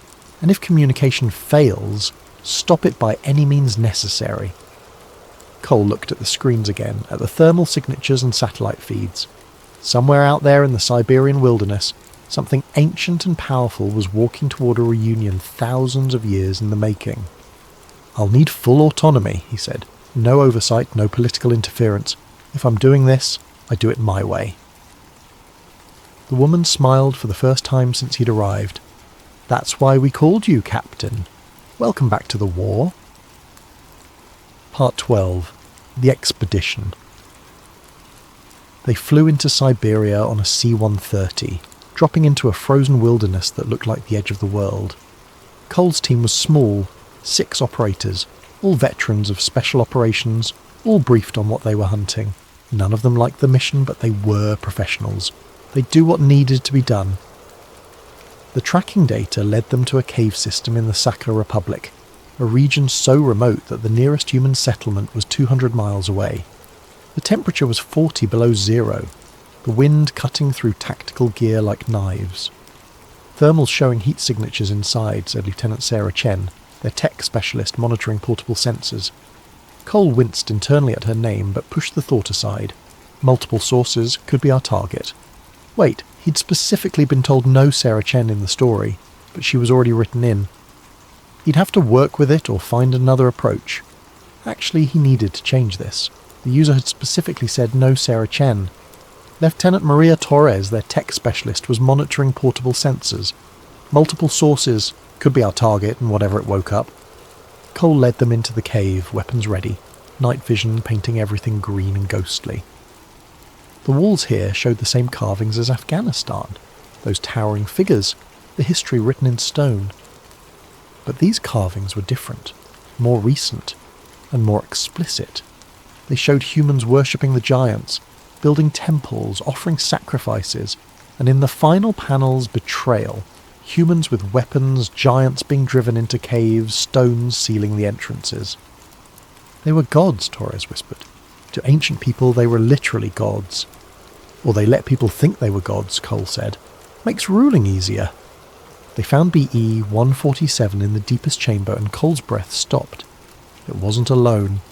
4 other entities stood in the chamber, all similar in size and build to BE-147, all awake and aware. They stood in a circle around something on the ground. More carvings. But these looked like a map of the world, with dozens of points marked. B-147 turned when Cole's team entered, and for a moment there was absolute silence. The creature's amber eyes studied them with an intelligence that was undeniable, assessing threat levels, calculating options. Then it spoke. The language was ancient, guttural but structured. Cole recognised some of the phonemes from the linguistic briefings. Proto-Sumerian mixed with something older, something that predated written language entirely. Torres had a translation device, cobbled together from the linguistic database they'd compiled. It processed the sounds, struggling, then produced a rough translation that appeared on her tablet screen. You return, the hunter who brought sleep. Cole stepped forward slowly, weapon lowered but ready. We don't want to fight, we want to understand. B-147 tilted its head, and Cole realised it understood English. Maybe not from experience, but from observation during its captivity. It gestured to the other entities, then spoke again. The translation appeared. You caged me, studied me like an animal, cut my flesh, stole my knowledge. Now you speak of understanding. You killed my soldiers, Cole said, keeping his voice steady. You killed them first. They invaded our tomb. They came with fire and metal. BE-147's massive hand gestured to the cave walls. We were sleeping, waiting, as we were commanded. Commanded by who? B-147 was silent for a long moment.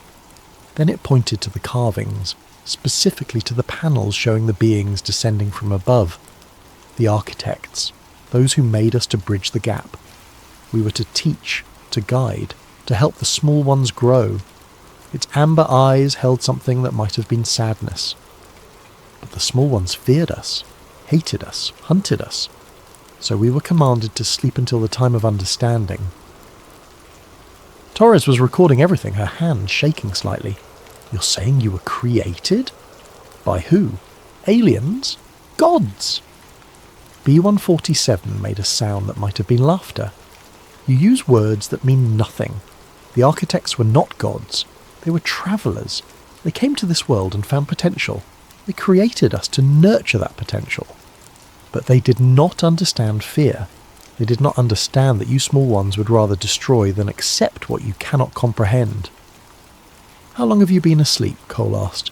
The ice has come and gone 14 times since we entered the sleep. Your people count time differently. You would say 12,000 years. The number hit like a physical blow. 12,000 years before Sumer, before Egypt, before recorded history began. Why wake up now? Cole asked. B-147 gestured to the map carved into the stone. The signal came. After 12,000 years of silence, the architects sent the signal, awaken. The time of understanding has come, or ... quote. It paused, and Cole heard something almost like resignation in its voice, or the time of ending. Ending? If you small ones have not learned, if you still choose fear over understanding, then the architects will know this world failed, and they will start again, somewhere else, some other world. Cole felt the weight of those words. You're saying humanity is being tested. We are all being tested, BE-147 corrected. My kind, your kind. The architects left us both here, to succeed together or fail separately. It looked at the other entities, then back at Cole. I have been in your cage. I have heard your people speak. I have seen your wars, your weapons, your hate. I am not certain you have learned. One of the other entities spoke, its voice deeper, more resonant. Torres's device translated, we should follow the old command, eradicate them and start anew. No, BE-147 said firmly. That is the old way. The way that led to 12,000 years of darkness. We will try the architect's path one more time. It turned to Cole. You are here to stop us. To cage us again or destroy us. Yes? Cole looked at his team, at the weapons they carried, at the impossible odds they faced. Then he looked at BE-147, at the intelligence in those amber eyes, and made a decision that would either save the world or doom it. I'm here to listen, he said. Tell me what you want. Part 13. The Negotiation. For 3 hours in a cave that had been sealed for 12 millennia, Cole negotiated the future of two species. BE-147 explained their history. The architects had been a spacefaring civilization that seeded worlds with potential, then moved on. They'd found Earth during the last ice age, populated by early humans struggling to survive. They'd created the giants, using human DNA as a base but enhanced, strengthened, made to withstand harsh conditions, to act as teachers and protectors. For thousands of years it had worked. The giants taught agriculture, metallurgy, astronomy. They built the megaliths that would puzzle archaeologists for millennia. Göbekli Tepe, Baalbek, structures that seemed impossible for primitive humans to construct. But fear grew. The giants were too strong, too different. Religious leaders declared them demons. Kings saw them as threats to power. Wars began. The giants, for all their strength, were vastly outnumbered. They retreated to remote places, to caves and mountains. Then the architects sent a final message. Sleep. Wait. Let humanity grow. Let time pass. If humanity matured, learned to accept differences, learned to reach for the stars themselves, then the giants could wake and the two species could finally work together as intended. But if humanity remained violent, remained fearful, remained trapped by hate and tribalism, then the experiment had failed. The signal came, BE-147 said. We woke, and I found myself in a cage, being cut apart by scientists who looked at me with the same fear I saw 12,000 years ago. He gestured to Cole. But you are different. You fear, but you listen. That is new. Cole was thinking fast, aware that everything he said here could determine the course of human history. If you all wake up, if all 17 sites activate at once, people will panic. Governments will respond with force. It'll be a war nobody can win. Then what do you propose? Slow contact. Controlled revelation. We bring in scientists, linguists, diplomats, people who can explain what you are without causing mass panic. We release information gradually. Archaeological findings, DNA evidence, historical records. We prepare humanity for the truth. One of the other entities spoke. More delays, more lies. We have waited 12,000 years. You've waited this long, Cole countered. What's another year? Another 5 years? If we do this right, you can walk free, live openly, share your knowledge. But if we rush it, if we force revelation on a world that's not ready, we'll have another war. And this time we have nuclear weapons. That gave them pause. B-147 spoke with the others in their ancient language, a discussion Cole couldn't follow. Finally it turned back. We will agree to this, but with conditions. We will not return to cages. We will not be experimented on. And we will be part of the process, not subjects of it. Agreed, Cole said. Then, how many of you are there? Total? Across all the sites? Perhaps 200. Some died in their sleep. Some were killed before they could enter hibernation. 200 survivors from a people who once numbered thousands. 200 against 7 billion humans. Cole felt the tragedy of it. An entire subspecies nearly erased, waiting in darkness for a second chance. There's something else, BO-147 said. Something you need to understand. The architect's signal contained information. A warning. Its amber eyes fixed on Cole. This world is changing. Your weapons, your pollution, your climate. The architects are watching. They will return in 100 of your years, and they will judge what they find. Judge? Whether this world succeeded, whether humanity and my kind learned to coexist, whether you reached for the stars or destroyed yourselves. B-147's voice was quiet but firm. We are not your enemy's small one, we are your last chance. Torres spoke up, her voice shaking slightly. And if we fail, if we can't coexist, what happens in 100 years when they return? B-147 looked at her, and in its expression Cole saw something ancient and sad. Then they will do what they have done to 13 other worlds that failed. They will cleanse it and start again. A sterile world ready for the next experiment. The weight of that hung in the frozen air. Humanity wasn't just facing first contact with another intelligent species. They were facing Judgment Day, with a century to prove they deserved to survive. Part 14. The Return. The extraction from Siberia was complicated. Cole had to coordinate with Russian authorities who were understandably skeptical about everything he told them. He had to manage his own chain of command, convincing generals and politicians that bullets and bombs wouldn't solve this problem. Most importantly, he had to keep BE-147 and the others safe while they worked out the details of the Revelation plan. They established a secure facility in northern Canada, not a prison but a research station. The giants stayed voluntarily, working with linguists and scientists to translate their history, to share their knowledge, to prepare for the day when the world would learn the truth. Cole became the liaison, the bridge between two species that had been enemies for 12,000 years. It wasn't easy. There were hardliners in the military who wanted to neutralize the threat.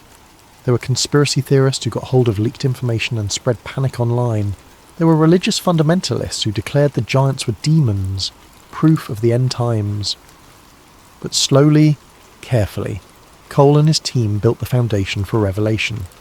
They started with academic papers, anonymous sources providing archaeological evidence of prehistoric giants, DNA studies showing anomalous genetic sequences in ancient bone samples, linguistic research on Proto-Sumerian text that suggested advanced knowledge. The media picked it up, scientists debated it, the public started asking questions.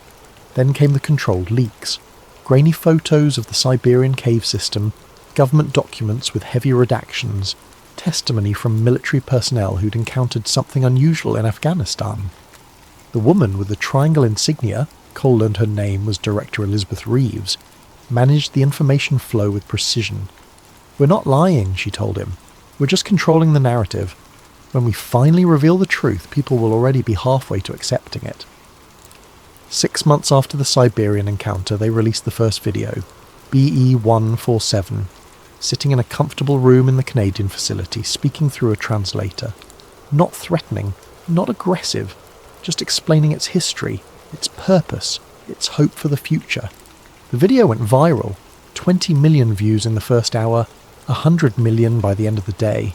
The world's reaction was mixed.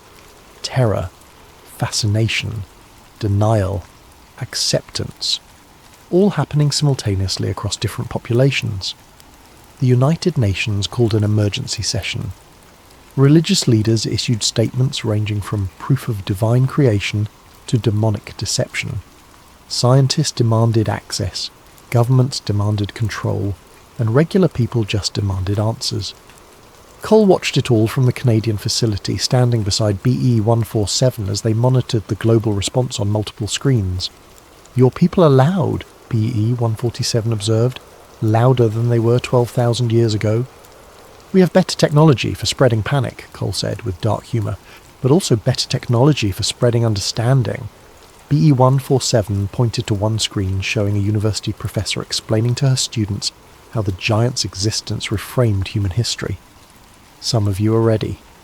That is more than we had before." Over the next year, more facilities opened. More giants woke from their hibernation, carefully, one group at a time. Scientists worked with them to understand their advanced metallurgy, their astronomical knowledge, their sophisticated understanding of genetics that had created their hybrid nature. The giants shared something else too, the architect's technology. Not weapons. They destroyed those long ago, forbidden by the architect's final command, but tools for clean energy, for healing, for sustainable agriculture. Knowledge that could help humanity reach the stars before the architects returned. "Why give this to us?" Cole asked BE-147 one evening, watching the sun set through the facility's windows. "After everything we did to you, why help?" "Because the alternative is extinction," BE-147 said simply, "for both our kinds. The architects do not tolerate failure. If they return and find this world still divided, still destroying itself, they will remove us all. They will plant new seeds and wait another 1,000,000 years. That's a hell of a motivation. It is the only motivation that matters." BE-147 looked at him with those amber eyes. "You small ones spend so much time fighting each other over borders, religions, resources. You do not see the larger truth. You are all one tribe, on one small world, facing a test that will determine if you survive. We failed that test once. We will not fail again." Part 15. The Summit. 2 years after the Siberian encounter, they held the First Contact Summit in Geneva. Representatives from every nation attended. So did all 73 giants who had been successfully awakened. The others had indeed died in their long sleep, victims of time and failed preservation. Cole stood at the back of the massive assembly hall watching as BE-147, who had taken the human name Enki after the ancient Sumerian god of wisdom, addressed the gathered nations. "We are not gods," Enki said through the translation system, its voice resonating through the hall. "We are not demons. We are children of this world, just as you are. We were made by travellers who hoped we could help you reach your potential. For 12,000 years we slept. Now we wake to a world of marvels and terrors. You have split the atom. You have sent machines to other planets. You have connected your entire species through invisible networks of information." The giant paused, letting that sink in. "But you have also poisoned your waters, warmed your atmosphere, and built weapons that could destroy all life on this world. You stand at a crossroads. The architects will return in 98 of your years. They will see what you have become, and they will judge." A delegate from China stood. "You speak of judgment. Are we to be slaves to these architects? Are we to live in fear of their return? No, Enki said firmly. You are to grow beyond the need for their judgment. You are to reach the stars yourselves, to become travellers like them, to prove that this world's experiment succeeded. It gestured to the other giants in the hall. We will help you. We will share what we know, but we cannot do the work for you. You must choose to evolve. And if we don't, another delegate from Brazil, if we fail this test... Enki's expression was grave. Then 98 years from now, the architects will return. They will find a world that could not move beyond its tribal fears, and they will do what they have done before. They will cleanse it. Erase all higher life. Let the world rest for 1,000,000 years. Then they will try again with new seeds. The hall erupted in arguments. Some delegates called it a threat, others a hoax, still others a divine revelation. But Cole noticed something important. They were talking, not shooting, not threatening war. Talking. That night, as the summit descended into smaller working groups and diplomatic negotiations, Cole found Enki standing on a balcony overlooking Lake Geneva. Do you think they'll make it? Cole asked. Humanity. Do you think we'll pass the test? Enki was quiet for a long moment. I have spent 2 years studying your kind again. I have watched your entertainment, read your literature, listened to your music. You're violent and petty and self-destructive, but you are also compassionate and creative and resilient. It turned to look at Cole. You brought me back to ask if I wanted to be caged or free. That was not a question I expected. It was not a question my kind asked 12,000 years ago. So I think you have a chance. A small one, but a chance. Enki's amber eyes reflected the lights of Geneva. We will help you, not because we're your saviours or your servants, but because we are your partners, your lost cousins finally returning home. Cole smiled. No pressure then. All the pressure, Enki corrected, but that is good. Pressure creates diamonds, or it creates dust. We will see which one humanity becomes. Part 16. 100 years later. Recorded historical document, Earth Archive, year 2102. When the architect's ship entered Earth orbit, humanity was ready. Not ready for war. The giants had made it clear that weapons would be useless against beings who could seed worlds and create new species, but ready to show what they'd accomplished in the century since the giants woke. The cleanup of Earth's oceans and atmosphere, achieved through a combination of human innovation and giant technology. The 13 colonies on Mars and the Moon, bustling with humans and giants working side by side. The cure for aging, the elimination of hereditary diseases, the quantum communication network that connected Earth with the outer colonies. But most importantly, the end of major wars, the dissolution of old tribal hatreds, the recognition, slow and painful but undeniable, that humanity was one species on one small world, and they would survive together or not at all. Nathan Cole was 128 years old, kept alive by the medical advances the giants had shared. He stood in the observation deck of the International Space Station, now more of a small city than a station, watching as the architect's vessel approached. Enki stood beside him, looking essentially unchanged. The giants aged slowly and might live another 1,000 years. Are you nervous? Cole asked. Terrified, Enki admitted. I have not seen the architects since they commanded us to sleep. I do not know what they will think of what we've built. The vessel was beautiful, organic curves mixed with crystalline structures, a ship that looked grown rather than built. It was massive, easily 50 times larger than the ISS, yet it moved with impossible grace. Then contact. The message came in multiple languages simultaneously. English, Mandarin, Spanish, Arabic, and the ancient tongue that Enki's people spoke. The voice was neither male nor female, young nor old. It simply was. We are the architects. We return as promised. We come to judge what has grown in our absence. The response had been prepared years in advance, recorded by the Secretary-General of the United Nations and representatives of the giants. It played now, broadcast to the architect's ship. We are humanity and the descendants of your creation. We are imperfect, we are young, but we are learning. We invite you to see what we have built together. For 3 weeks, the architects observed. They sent probes to Earth, to Mars, to the colonies. They reviewed humanity's history, the wars and the peace treaties, the genocides and the humanitarian efforts, the destruction and the healing. Then they sent a delegation down to Earth itself. Cole was there in Geneva when they arrived. 3 beings that looked almost human but weren't. Their eyes too large, their skin with a faint luminescence, their movements suggesting they experienced time differently than other species. The lead architect spoke, and though its mouth moved, Cole heard the words directly in his mind. "You have surprised us. When we left, your predecessor species hunted our teaching caste to extinction.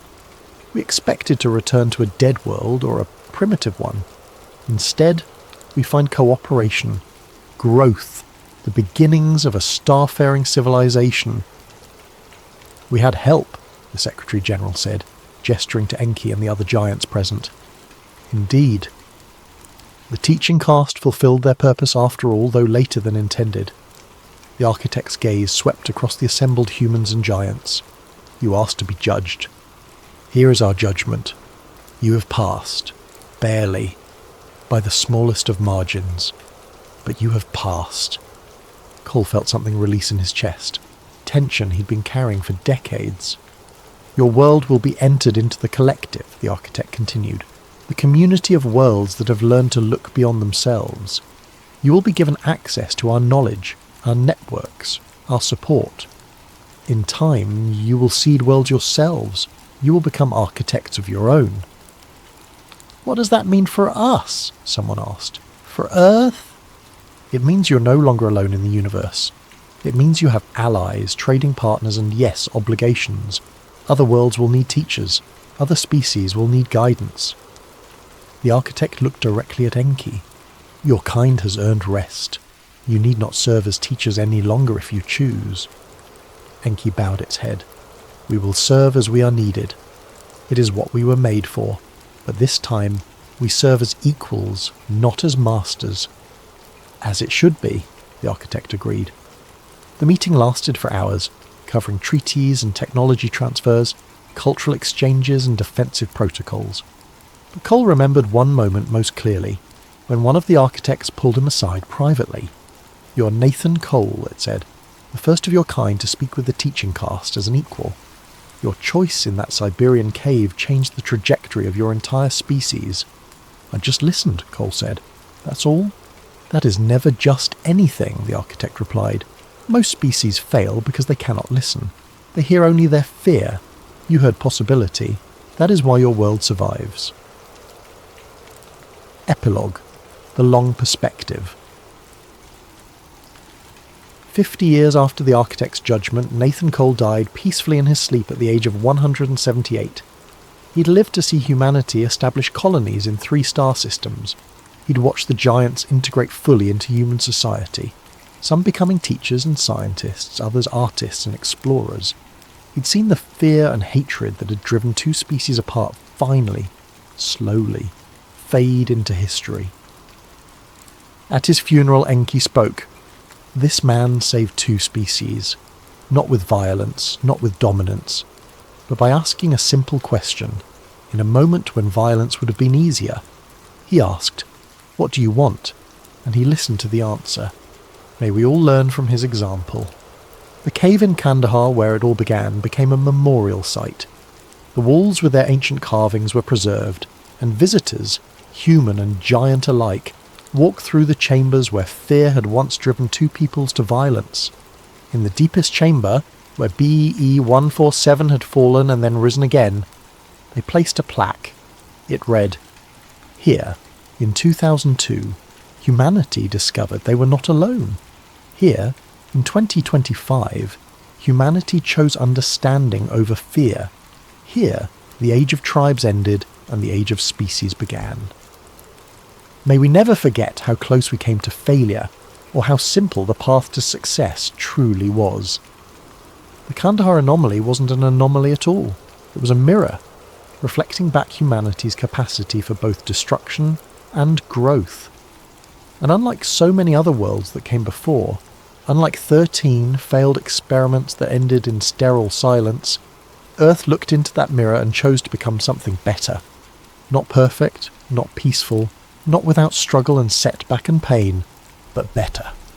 And in the vast, ancient judgment of the architects who seed worlds and wait to see what grows, better was enough.